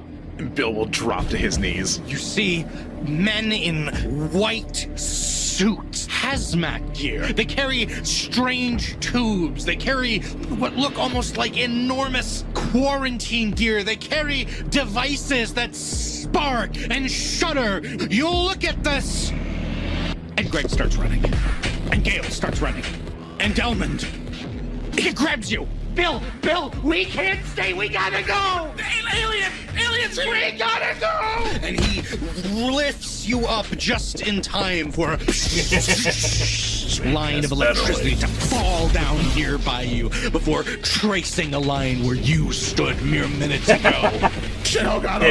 Like, and Bill jump will scare. fucking go. He is gonna book it out of the swamp. Get the fuck out of here. Trust Roll me, me this is Dex not Athletics spies. now. Oh God. Okay. Oh, Dex Athletics. Oh, I have a -1 to dexterity, don't I? Yeah, you sure do. Oh fuck. It's okay. I got a 10. I'm gonna pop that. All right. The 6. The 6 success. You see, and you are moving forward. You are a blur. You drop your flashlight. It rolls out of your hand as you're moving, such is your velocity. But fortunately, your companions have enough to light the way. You are in a rush. And it's not quite clear if there's something chasing you. Gale looks over. Was that a real alien? Yes, it was a real fucking alien. Oh my God, we got it. We got it on tape. We gotta go. We could be followed, Bill. We could be followed. Where do we go? I don't know. We gotta get out. We gotta circle back around and get to the van without being spotted. What if they're already at the van, man? What if Then we're already fucked. We don't know. But they're here, and they know that thing's here too. If it wastes them before it wastes us, we might get out alive. All right, Bill. All right, we'll do it your way.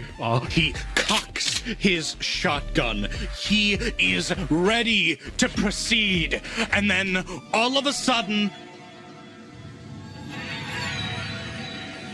two eyes staring at you from behind a tree. A hand pointing. It's blue. What are you doing? Bill is going to dodge out of the way. He's gonna try and combat roll to not be zapped to death. You see as this and this line of electricity flashes out. You dodge out of the way. Glenn is not so lucky. This beam merges with his form. He begins spreading out and then in and then... And you see as he disappears into this geometric spread as flash of blue light, and there is nothing left. Oh God! We have to keep moving! Gotta go! All right, so you are running again. Make me another Dex Athletics. Fuck! 2 successes, 1 failure! All right, that's fine. You have 1 to keep pace, and you are making your way through the swamp. I'm sorry, I should have never brought us out here, Bill. Don't worry about it. We just gotta go. We just gotta leave right now. We gotta go. Okay. And you make it to outside where the car was. The car is there. And 3 men in suits with sunglasses are standing around it. They haven't seen you all yet. Oh, shit. Get down. But Bill, if these guys, if they're chasing the alien, maybe they're not working with it. No, they will fucking neutralize us. They're supposed to protect the narrative and the truth. They will fucking ice us. Get down. Make me Dex Stealth. Oh, I'm not very good at that one. It's gonna be, it's a straight 3 again. Oh, no successes and 1 failure. -1 success. You try to get down, but as you do, the latches on your shotgun, they go off. And all of a sudden, all 3 agents turn and look at that little shred of woods. Did you, hear something, Mr. Black? I think I did, Mr. White. Why don't we take a look at Mr. it? Black and Mr. White from Mr. Johnny Gray. Test. Bill, Yeah, why did they take sound like Delman agents? and get out of here. Get out of here. You can't stay. I'm not afraid. I'm not afraid. And you see as Gale stands up. I surrender! I surrender! What will you do? Bill will encourage Delman to just go and try and move as stealthily as they can through the underbrush. One last chance. Dex stealth. Oh, man. At this point, I would say that you're pretty sober. I will remove the bonus for perception and the penalty for Dex. Also, if succeeding here is very important to you, you may want to spend a willpower for an automatic success. I will spend a willpower here to not potentially be removed. Excellent. So when you roll, you have one automatic success. Let's see what else you need with difficulty 6. Oh, boy. Yeah, sorry about that, Shadows. Oh, that's not There's good. a moth flying around my desk. I love this game so much. Distract me a It's little just so bit. fun. But With I no still pay attention successes, to the audio. you stand up. Oh, You start to make a break for it with Delmond. And what about those two over there? Now it's a sprint. Roll me Dex Athletics. Shit! Get them! Cheese it! Oh, no, it's another two. Why am I rolling so many ones? Oh no! But you pop it, you get to pop that 10. Oh, God, legs don't fail me Snake now. Eyes. It failed me now! Oh, it's a success! You start to get up and you're, oh my god! One of these agents just breaks off in a full tilted sprint. You've never seen a man that size run that fast. And he goes running straight for your direction. As he does, you are down. You've fallen. You're in the muck. You're in the mire. You're behind the bush. And Delman just looks down at you. I'm sorry. And then runs right at the guy, tackling him. Delman's a stocky guy, but he's not built like a G-man. And though he's down on him now, going, ah, come on, get away, come on! And starts punching him in the head. You can tell that this advantage isn't going to last for very long. Bill is going to try and book it one more time, and I would like to spend another willpower. All right. Book it one last time. One more go. Oh my fucking Christ. All right. He's God. With no successes, you continue moving. You're running as fast as you can. You're breaking away from the sound of your friends as they are detained, as they are brought someplace you might not want to know about. And you think you've made it clear. Before. That's right, Mr. Gray. I've found him. Alone in the dark of the swamp. You and a man with sunglasses. A room apart. You should make this easier on yourself and come with me, Mr. Morgan. The hardest thing about the new 36-second Vegetarian ad. Sunday is deciding how to eat it. 40 in my hand, but here's something I have a skip option.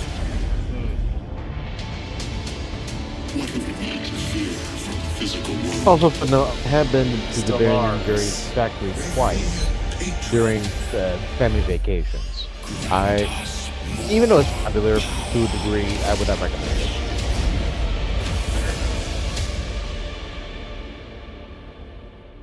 Paused at 1:15:47.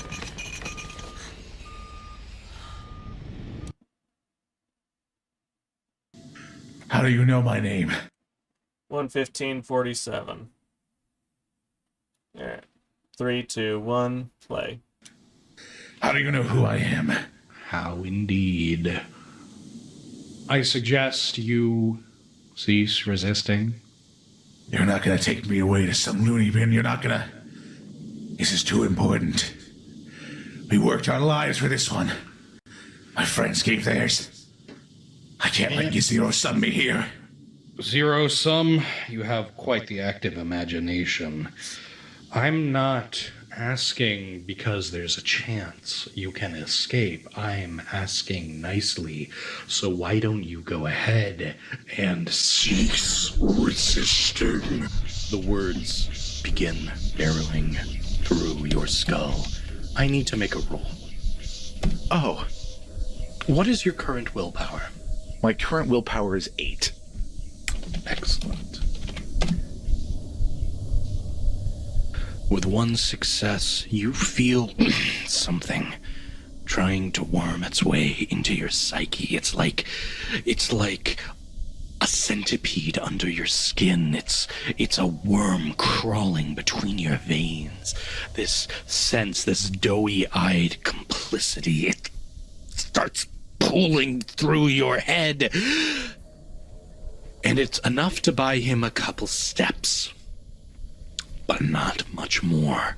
You know he just tried something and it didn't work. You still have your will to resist. You still have one last chance to break away. How many willpower am I permitted to spend? Only the one. Only Can't the one. be too easy for you. Of course. One more chance. Come on, I need this. The people have gotta know. I don't know what you just did, but I'm not going. They've gotta see this. And ain't no mip gonna take me today. 3 successes and a 10. All right, we take those. Why don't you pop that 10? Oh no, it's a 1. That's okay. Because it was popped, it doesn't reduce from your total. We're going to get an opposed athletics check here. You have 3 successes.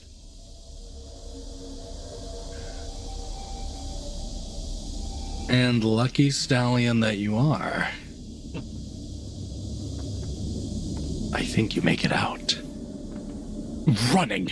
Now. Which way? Left, right? Left. All right, you make a sprint for it.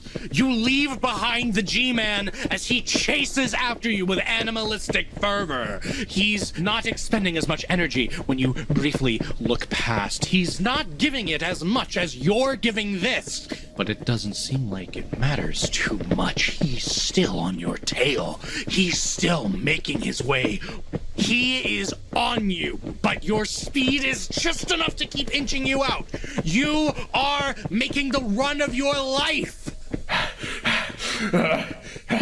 You find yourself caught up in a spider's web. It's right in your face. Gotta get this thing off, and you start pulling it off. Oh dear. Only to see that there's something weird with this spider's web. It's tied to something. Do you pull it off? He's gotta move. He's gotta pull it off. You pull it off, and you see a single strand rolling up the tree. And for a second, it catches your attention. The tree that it was stuck on bucks. And then falls down behind you. Jesus Christ. You hear the agent attempt to dodge out of the way. Bam! And you have an opening. You might be able to get away. I'm going to boost this with willpower again. 4 successes minus 1 because of the failure for 3. 3 successes. You find yourself in the underbrush. In the wake of that fallen tree. Eventually you see that agent emerging from the darkness. He turns his head to the left, then the right, puts a finger to his ear. Can't find Morgan. Any idea on his position? Right. I'll continue scouting the area. And then you see him running off, disappearing into the folds of the forest. And you are left alone. Oh my god. What the fuck did I get myself into? Oh my god, it's all real. Oh my god, it was all real the entire time. We did it. We got the proof we needed. Oh my god. Good role player. Oh my god, dude. Yeah. Oh my god, he's dead. Oh my god. At least I still got this. And he'll look down at his camera. Is it still recording? Oh, yes. It's still capturing your every move. But you notice there's a bit of spider silk just behind the lens. And Bill will reach down to try and pull it away from the camera. As you do, you're able to get it off the camera, but it snags, as if there's some other force on the other end. As you move your head up to take a look, you see that it's wrapped around a tree, wrapped around another tree, wrapped around another tree. This line of silken thread moving about the trees as if in a pattern. What the? That is one tenacious spider. Bill will turn the camera back to himself. I don't know what I just saw. I don't know who they were, what that was. I think there's a lot more going on in the great dismal swamp than they might want us to know. And he'll try to turn the camera back to look at the internecine thread running through the entirety of this swamp. And he'll try and snap it. You try as you can't snap this thread. It's not budging. You put your full strength behind it. It's not breaking. And if you listen closely to the din of the swamp, you can hear as if this silken length is wrapping around more and more of this place. What is this? And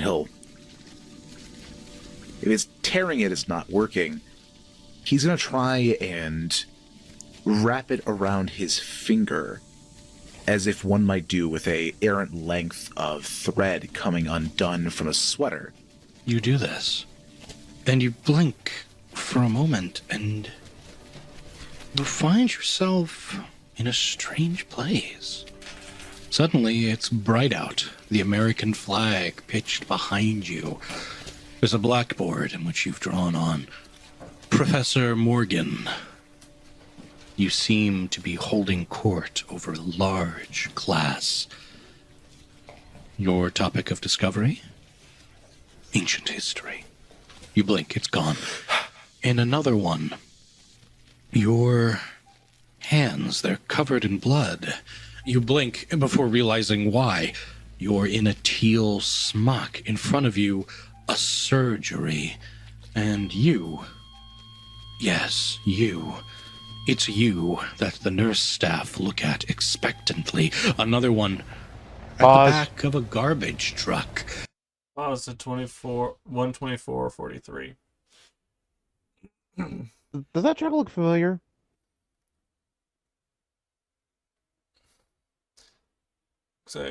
Looks like a. Okay, it either looks like a semi-truck, garbage truck, but it's got the Ultramarines logo on it. They Except still have the insignia as their sigil. You know, the well, you know, horseshoe standing with the curved center part at the bottom.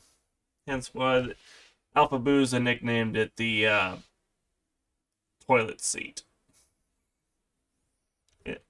YD you. What are you saying that I'm not? Well, for one thing, outside from some tampering of the photo, it is real. Actual landmarks depicted on the right side of the screen. And the remainder is simply them just giving Warhammer community, the ones in charge, the middle finger by putting that sigil on a garbage truck. Oh, dang, that's funny. That's funny! Just wanted to point that out. Press play. Yep, 3, 2, 1. You're taking what you can before an individual approaches behind you, a man in a large, billowing navy blue jacket. He cocks a gun at you. NYPD, get on the ground! Before it too is gone. And these visions, these one after the other, one after the other, they assail you until you drop the thread. And it lands peaceably down amongst a wad of grass.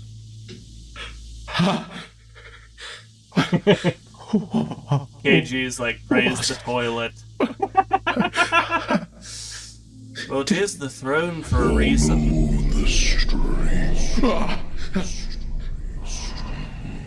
Who said that? Chase the truth. Who are you?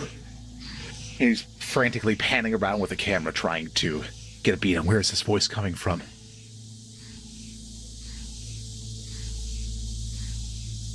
Follow the string and chase the truth. The camera pans in a circle around the dark swamp. You don't find head or high water of the source of the voice. There's a light glow now around the string. Bill is going to pan the camera to the string that he saw, and he's going to look to the little video window on the camcorder and see if it's picking up the string that is there. Oh, yes. You can see it better now that it's more vibrant in the dark, now that it shudders off its strange glow to you. But on the camera, there's no string at all.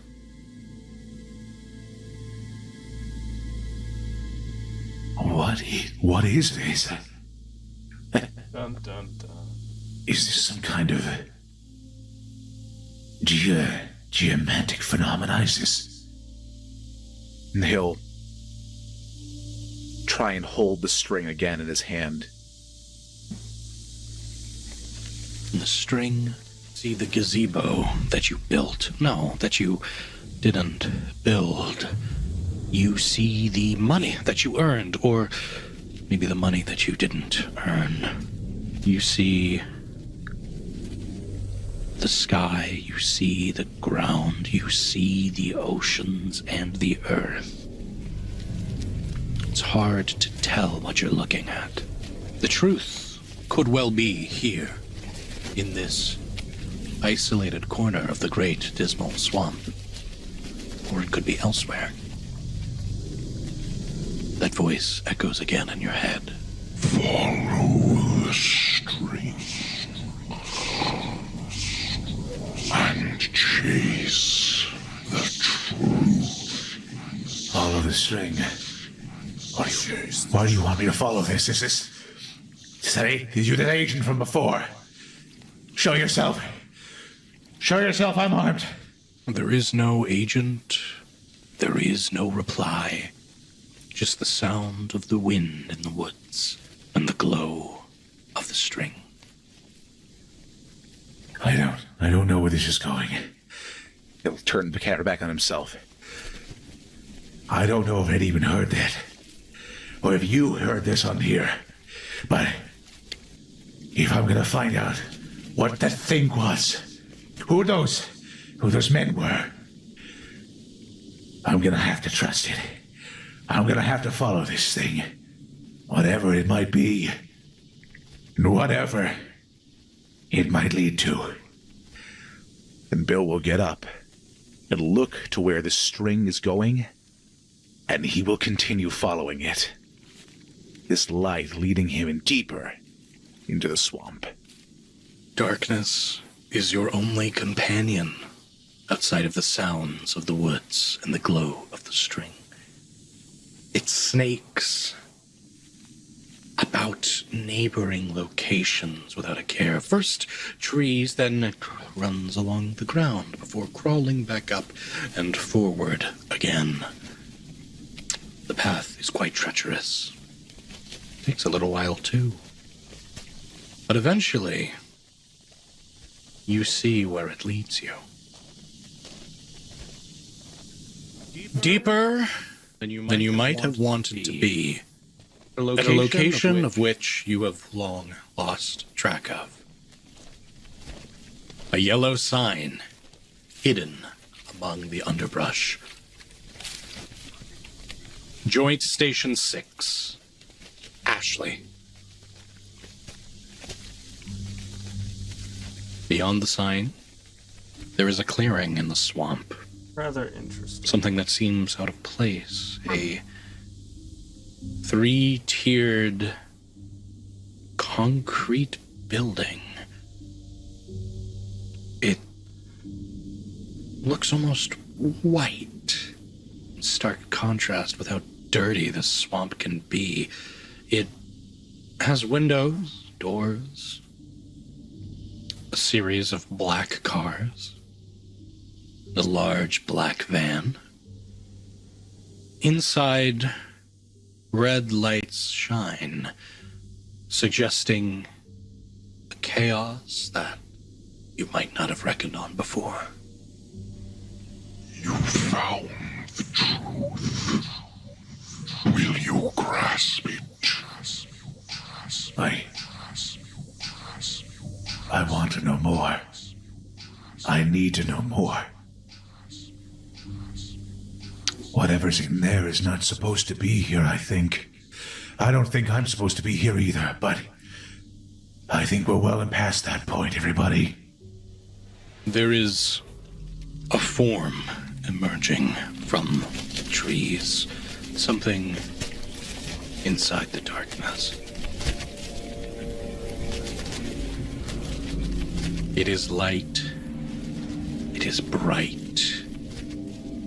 It is where the thread has led you. Glowing with a sort of unnatural silver. The large, 9-foot-tall humanoid featured thing moves out from the swamp. And it stares right at you. Its limbs, its hands, its feet, all of them enormous beyond human mean, and its facial features. It reminds you almost of a Sasquatch made of string. What the hell are you? Choose the truth. Or your path ends in the dark. I want to know. I want to know more. What is the truth? What do I choose? You're like a Bigfooter. A hand smashes down onto your shoulder. You won't need to worry about the truth, Mr. Morgan. And an injection into your neck. 20-second. 27-second ad. Easy Girl is your sweet and caring AI companion. Got a minute or so. Always And ready then to another talk, break. listen, and be by your stupid side. AI girlfriend. Start chatting now. What? She's in just the one tap away. frack? Don't miss out. Your AI soulmate is waiting. Download now and start the adventure. Seriously. Well, until I catch up, what are your thoughts on this so far? Well, rather interesting to say the least. Say hello to what the community of WoD Paused calls at Strain Squatch. Paused at 33:23.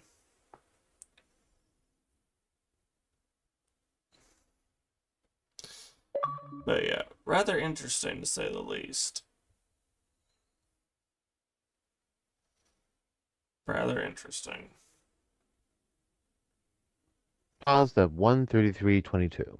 All right, 3, 2, 1, begin. steals into your body. Turn around, and you see the black shades of the man from before. You won't remember much of this at all. And you fall.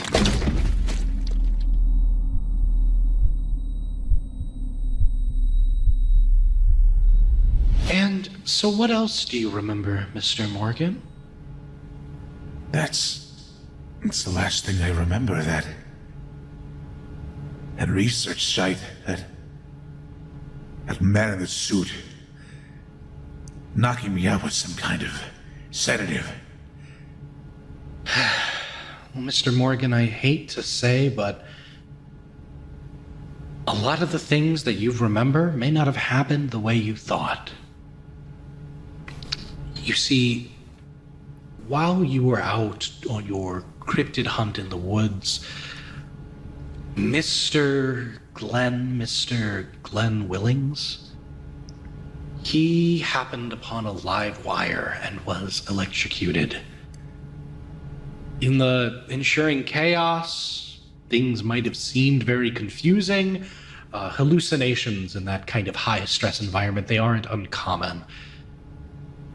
You need to realize, though, that the things you were seeing with, the danger you were in, none of that exists.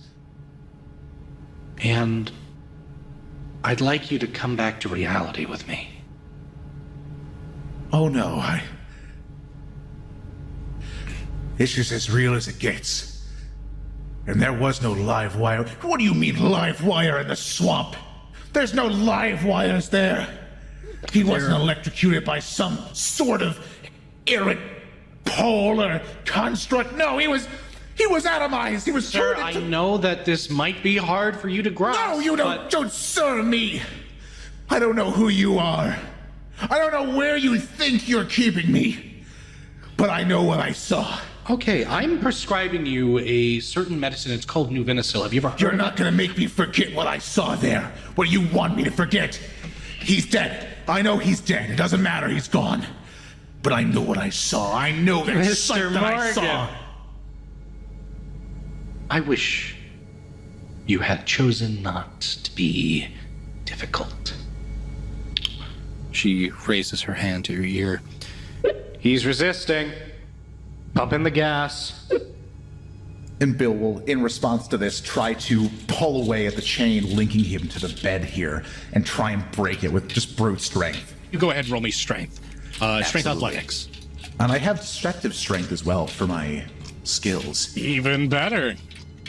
Oh, not so good. Not so good. You raise your strength. But it's like the man in the video says, you can't break these cuffs. They're stronger than brute strength. They're meant for this kind of thing. And as you see the lady turn, we were going to help you, Mr. Morgan, and now we can't. And I'm sorry.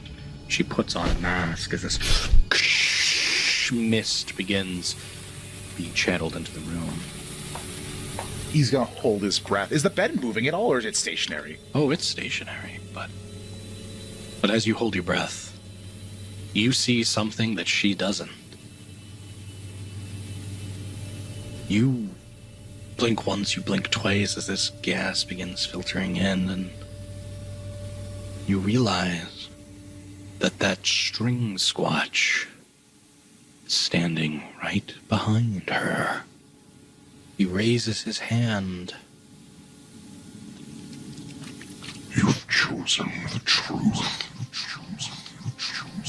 Now, seek it and bring it to the light. Bill Morgan. And as you blink, you realize something. You realize something insane. That those strings you were following, that thing you were looking at, it's not just there. It's everywhere. Everywhere. On the smoke, on 3809. You are about to behold the potency of an awakened mage. To quote Big D, reality warping brains. Oh, fun. Enough to make Doctor Strange brown in pants. Really? Well, this will be fun. 3, 2, 1. On the walls, on the woman, on the cuff, on you. You're surrounded by string. And all you need to do is find which ones to pull. The true nature of reality filters into your mind. WoD B's and like, I have this only is one question it. for you. As you awaken from this long, eternal sleep, how will you break out of this cell?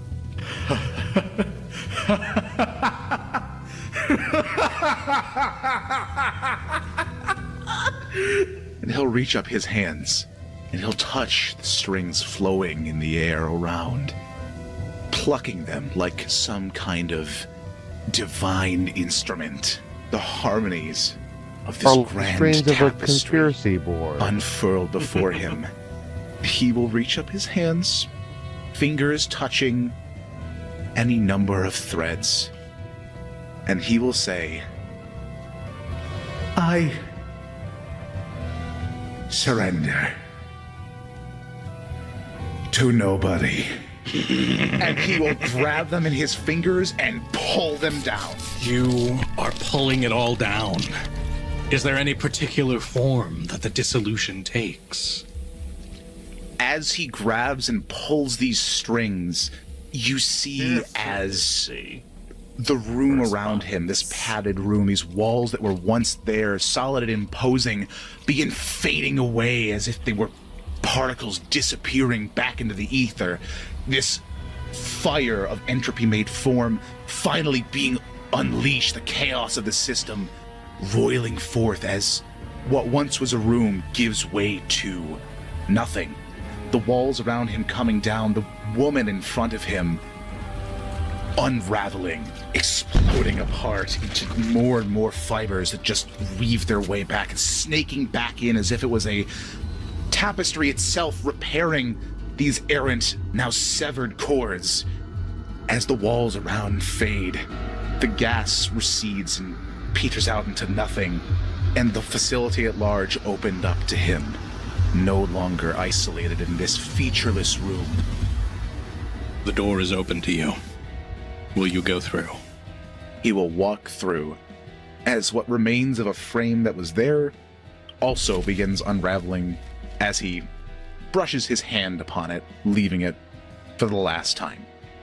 You leave the padded room, and in its place is stark white.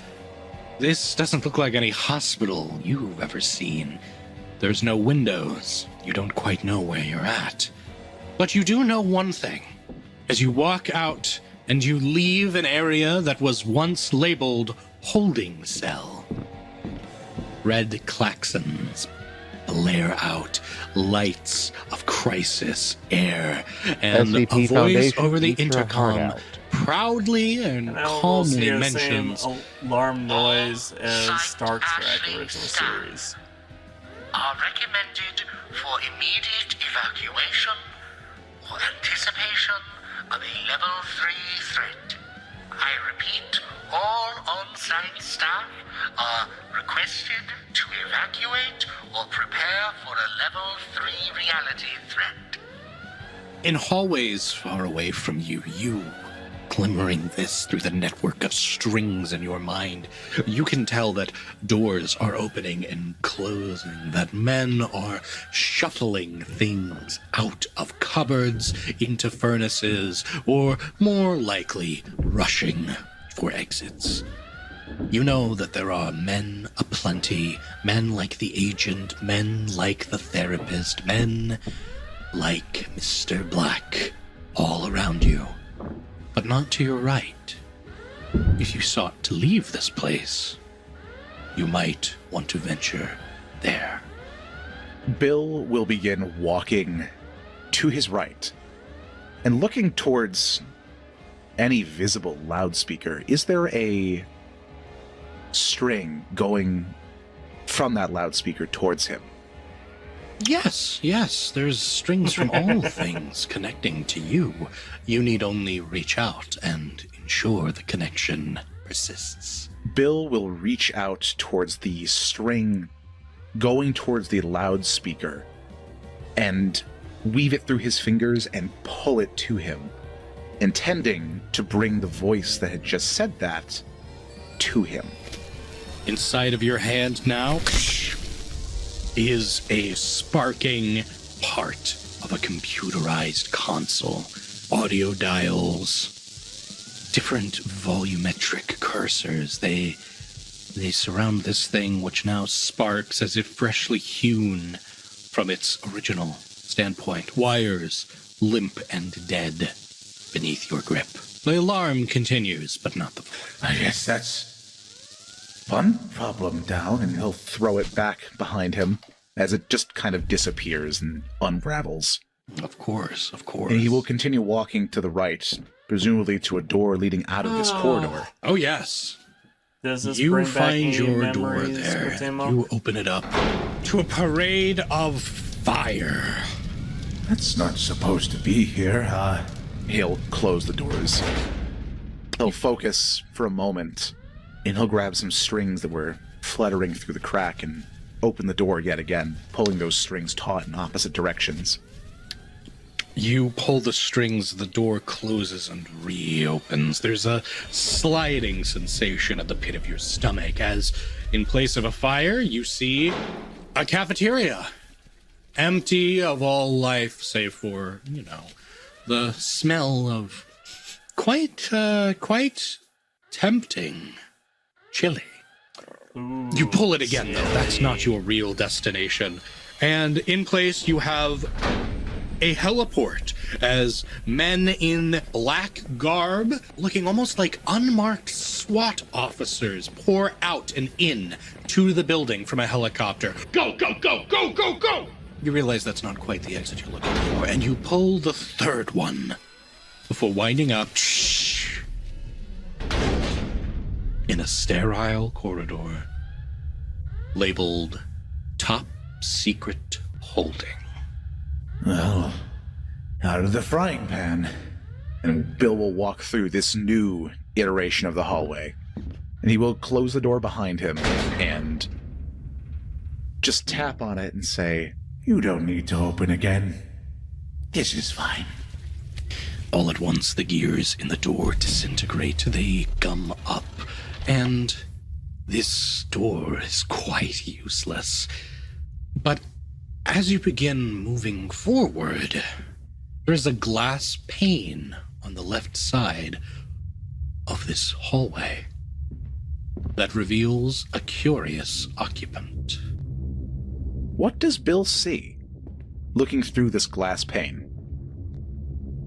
You see two beady eyes, pale, liquidous flesh.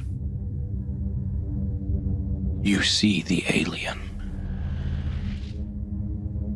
and it looks at you. Ooh, alien. You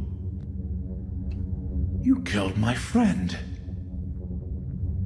It raises its hands slowly, not pointed, an open palm in the air.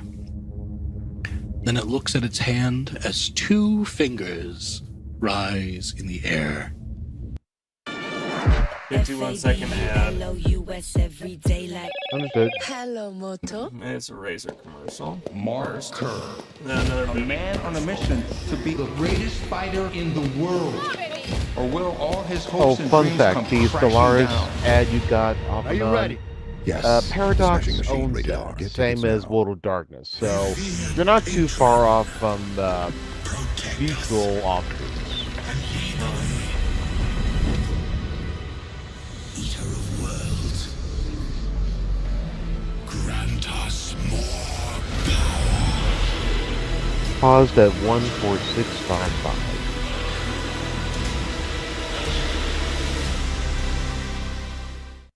Hardee's Original Bag is back, now with even more full-size sandwiches to choose from. The new Spicy Chicken Sandwich. Before pressing it against the 46:55. Alright. Continue in 3, 2, 1. glass. The peace symbol. Why did you kill him? Why did you kill my friend? Why you don't come in peace? The alien gestures out at the room behind you, the top secret corridor. It gestures at the clean, sterile efficiency of the hallway, the military equipment so obviously used in its construction, the seeing eye in the dull camera in the corner, and seems to believe it's communicating some point about the facility before its head raises up to look you in the eyes again. I don't get it. Makes sense, damn it. Aren't you supposed to speak? Don't you have telepathy? You're telling me all those videos lied? You're telling me X-Files lied? The alien puts a hand to its eye and then points a finger forward, past you. It glows, this time a yellow color. An energy seems to be gathering on the tip of the finger. Before, there's a sense that something's changed here, and a door behind you unlocks. And Bill will turn around to the door that is there. Is there any sign out by it, or is it very much the same as it was in here, just nondescript? It says number 3. Whatever I'm supposed to see is in that room, right? That's what you're telling me. The alien just looks at you. Okay, well, if there's something in there, or I'm gonna turn around and you're gonna turn me into shapes, we're gonna have a problem. Will you turn your back on the alien? Bill will turn around. Well, he'll sidle up to the door, still like half keeping an eye on the alien, and open that door, slipping inside without taking his eyes off of it. The door opens, and inside is something you weren't quite expecting. A hand, but not a human hand. A face, but not a human face. Not an alien face either. Inside of that room is a chimpanzee in a surgical gown, playing with a pair of keys. A monkey! A monkey! Turns, and it looks at you as you enter. And Bill will point his finger out. Monkey! There was a monkey? There's a monkey here! It begins crawling on the ground before quickly jumping onto your shoulder. You're not supposed to be here either, are you? And he lifts his hand, showing you the pair of keys. They're Delman's keys for his RV. Where did you get these? And he points at the alien, which is just staring at you from behind glass. Are you Delmond? Did they turn you into a monkey? He looks at you. And then just kind of climbs off and begins walking into the hallway.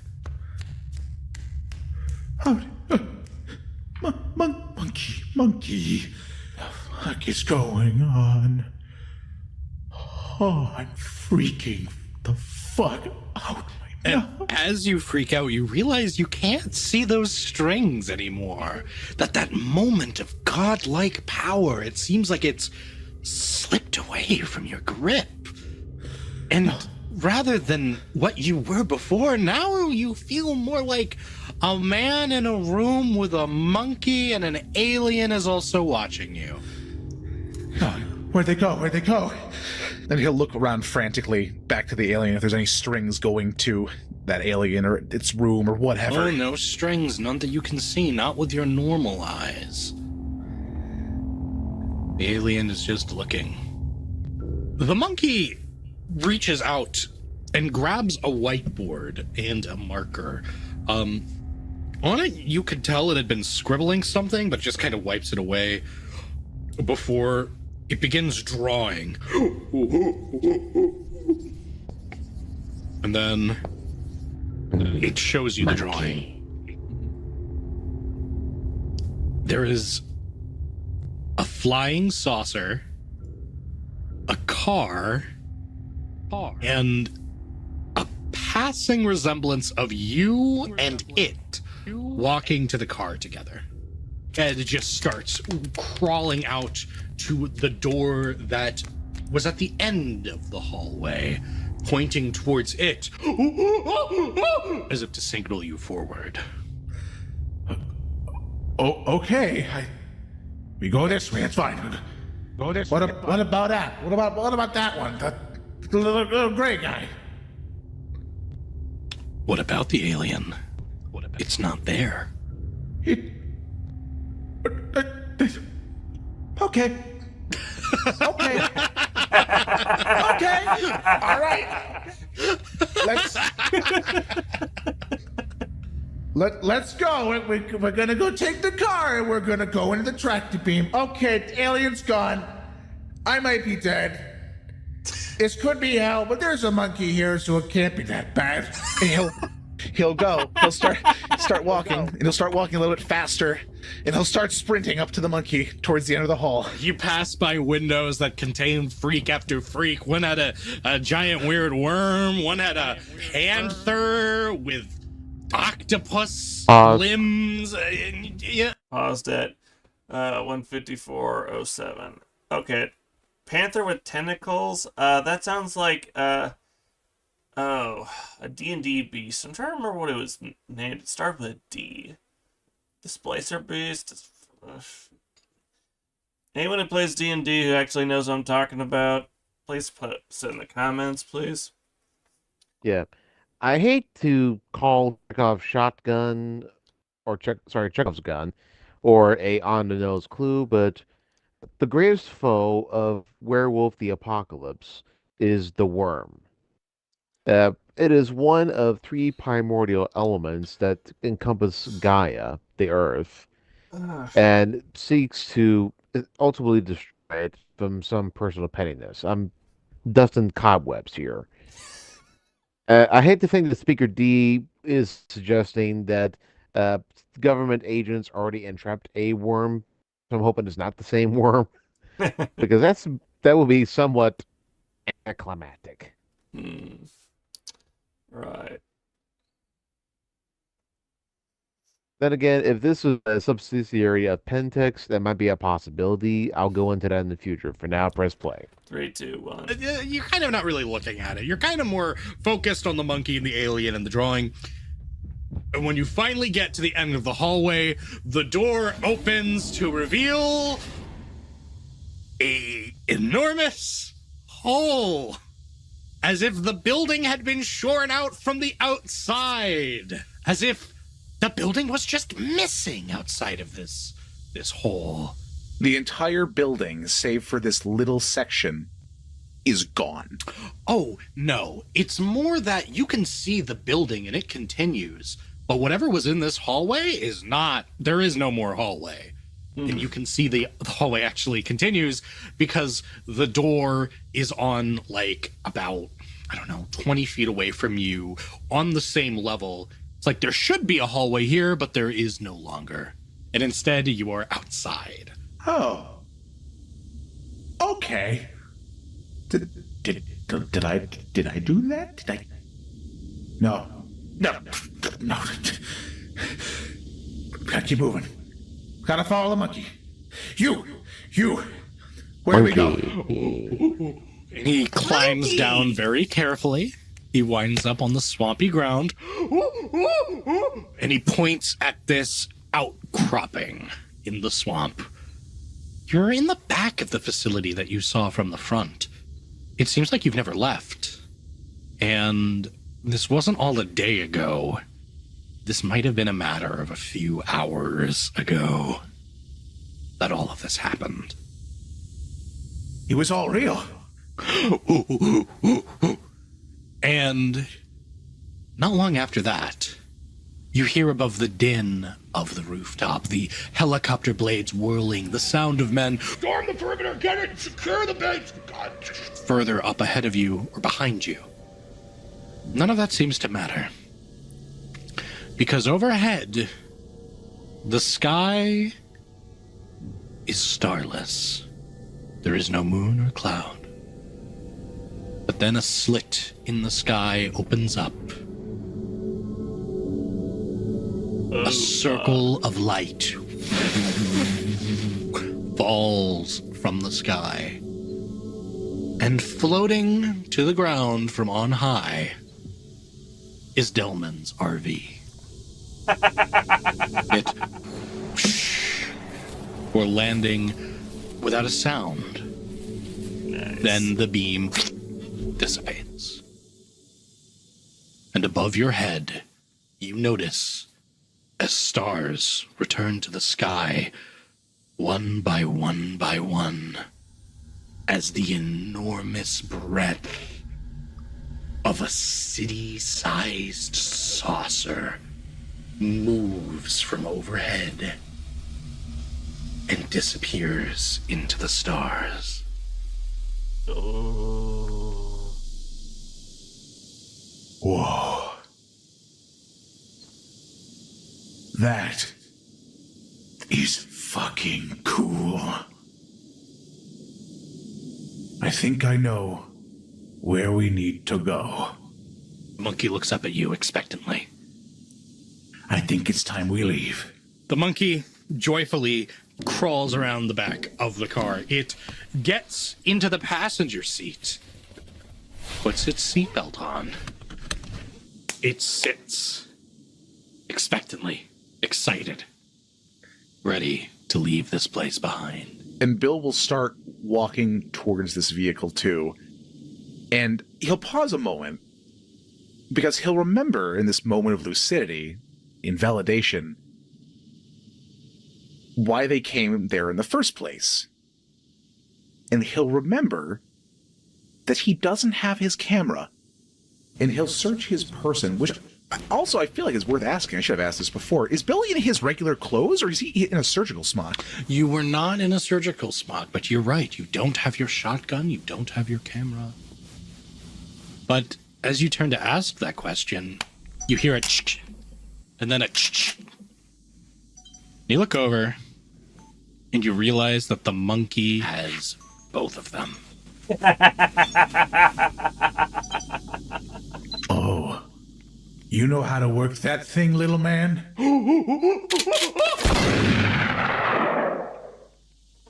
I don't know why I trust a monkey with a shotgun. But I do. It's raising it above his head. Let's get out of here, little guy. And Bill will walk over to the RV, and he'll look one last time at the facility, swarming with agents, all fucked up from any manner of manipulation of the weaves around him. And he will close the door, walk to the front, get in the driver's seat, buckle in, turn on the RV, and fucking gun it out of there. You leave the facility behind, as well as the world of the sleeper, as Bill Morgan drives back to Norfolk, Virginia. Now in the awakened world. Hulky Crow, welcome to Mage the Ascension. Specialties: carpentry, truth-seeking, great ape husbandry.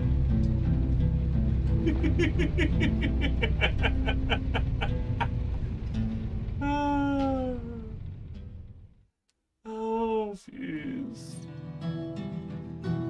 Thank you for watching this episode of the Norfolk Wizard Game.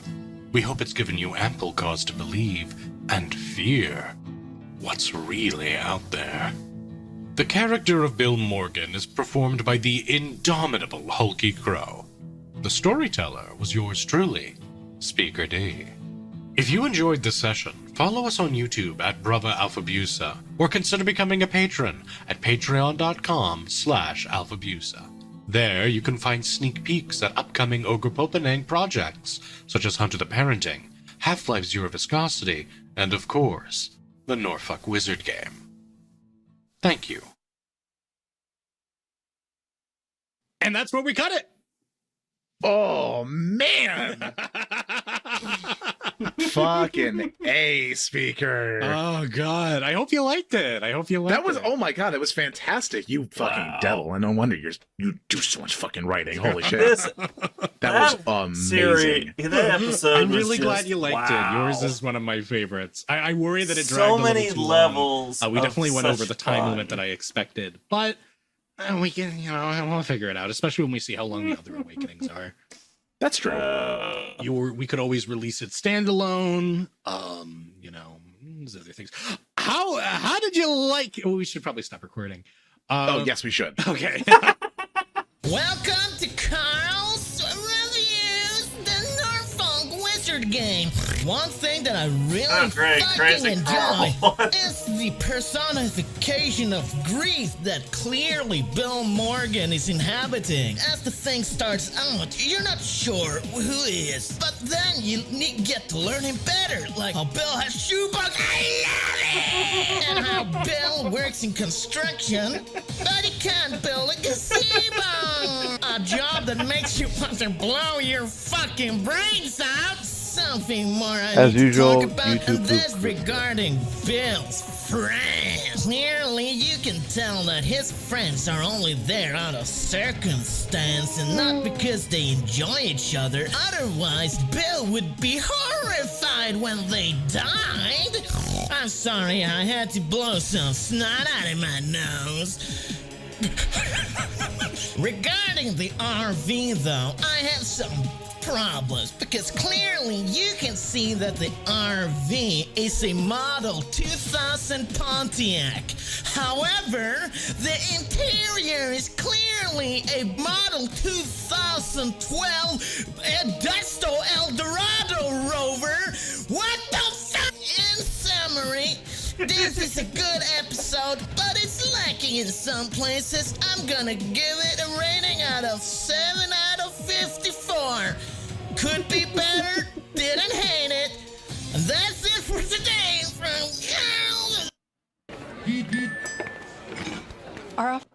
There you have it. Okay. Now, this is the first of 7 episodes in total for Mage the Ascension. The first 4 are the character introductions in their tales and in how they obtain their awakenings. And so far, there's 3 episodes of their collaboration together in the Awakened world. Ah, jeez. This is some crazy stuff, I'm just gonna be honest. Oh, I will definitely Indeed, say, what I'm looking forward to actually delving deeper into this in the coming months. Oh, it's gonna be so much fun. And I can see the evil grin on your face just growing faster than than the freaking tree did in the first episode of Orville.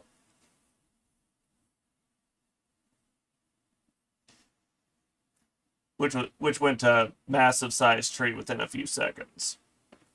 And I've sat on this for close to a year or so. But before the introduction of your idea of our reacting to certain videos, and I figured we'll just go off with big guns and highlight this to the YouTube community. Been as cool as we are. And when that suggestion came up, I'm sure you had the look of, ooh. It was also a mental coin toss between that and something else. What was the other option you had in mind? That will come after we conclude the reactions, because that's going to be up next. Nice. I hope everyone enjoyed our Blind React stream tonight. Oh, I definitely enjoyed the content of which we went over. And I'm looking forward to the next time we jump into this, which will be not this upcoming Thursday, but the one after. Because, yeah, certain stream nights we do the every other week. Why? Well, we have so much we want to do, and just only so much time to fit it in. But either way, if you like what you saw, kick in Twitch, hit that follow. YouTube, hit that like, hit that subscribe. Everybody hit that notification bell so you know when we go live. Click the link to our Discord so you can hang out with us, give us fun feedback, post fun memes, as well as keep up to date on what's going on with the channel and what our schedules are going to end up being for the streams. Let's see, what else? Oh yeah, if you want to think about supporting the channel, consider becoming a patron on our Patreon. Some good perks there with that, including early access to our fan series, which, well, the first video in the pilot. What do you think, Tamok? Should we have it just be the little preface video that is brought up where everyone can watch it at the same time, and then pilot be the early access available, or should we have that be the second video? Second episode or whatever. Well, the other Awakening vids are shorter than this one. This one took long because I'm talking the fan series. I'm going on about that because I got no idea how long you intend to create those. True enough. But either way, we look forward to seeing you guys on our next stream, which will start up on the stream week of Sunday night. Keep an eye on our Discord as we will be announcing which schedule it will be that starts up this upcoming week, as we are doing some tweaks on the schedule, so heads up on that one. Yeah. Noted. And, yep. Hope everybody had a fun time tonight, and we look forward to seeing you on our next stream. And don't forget, Ambulate cum Domini. Walk with the Lord. No, Get your sleep, folks. Good night, one and all.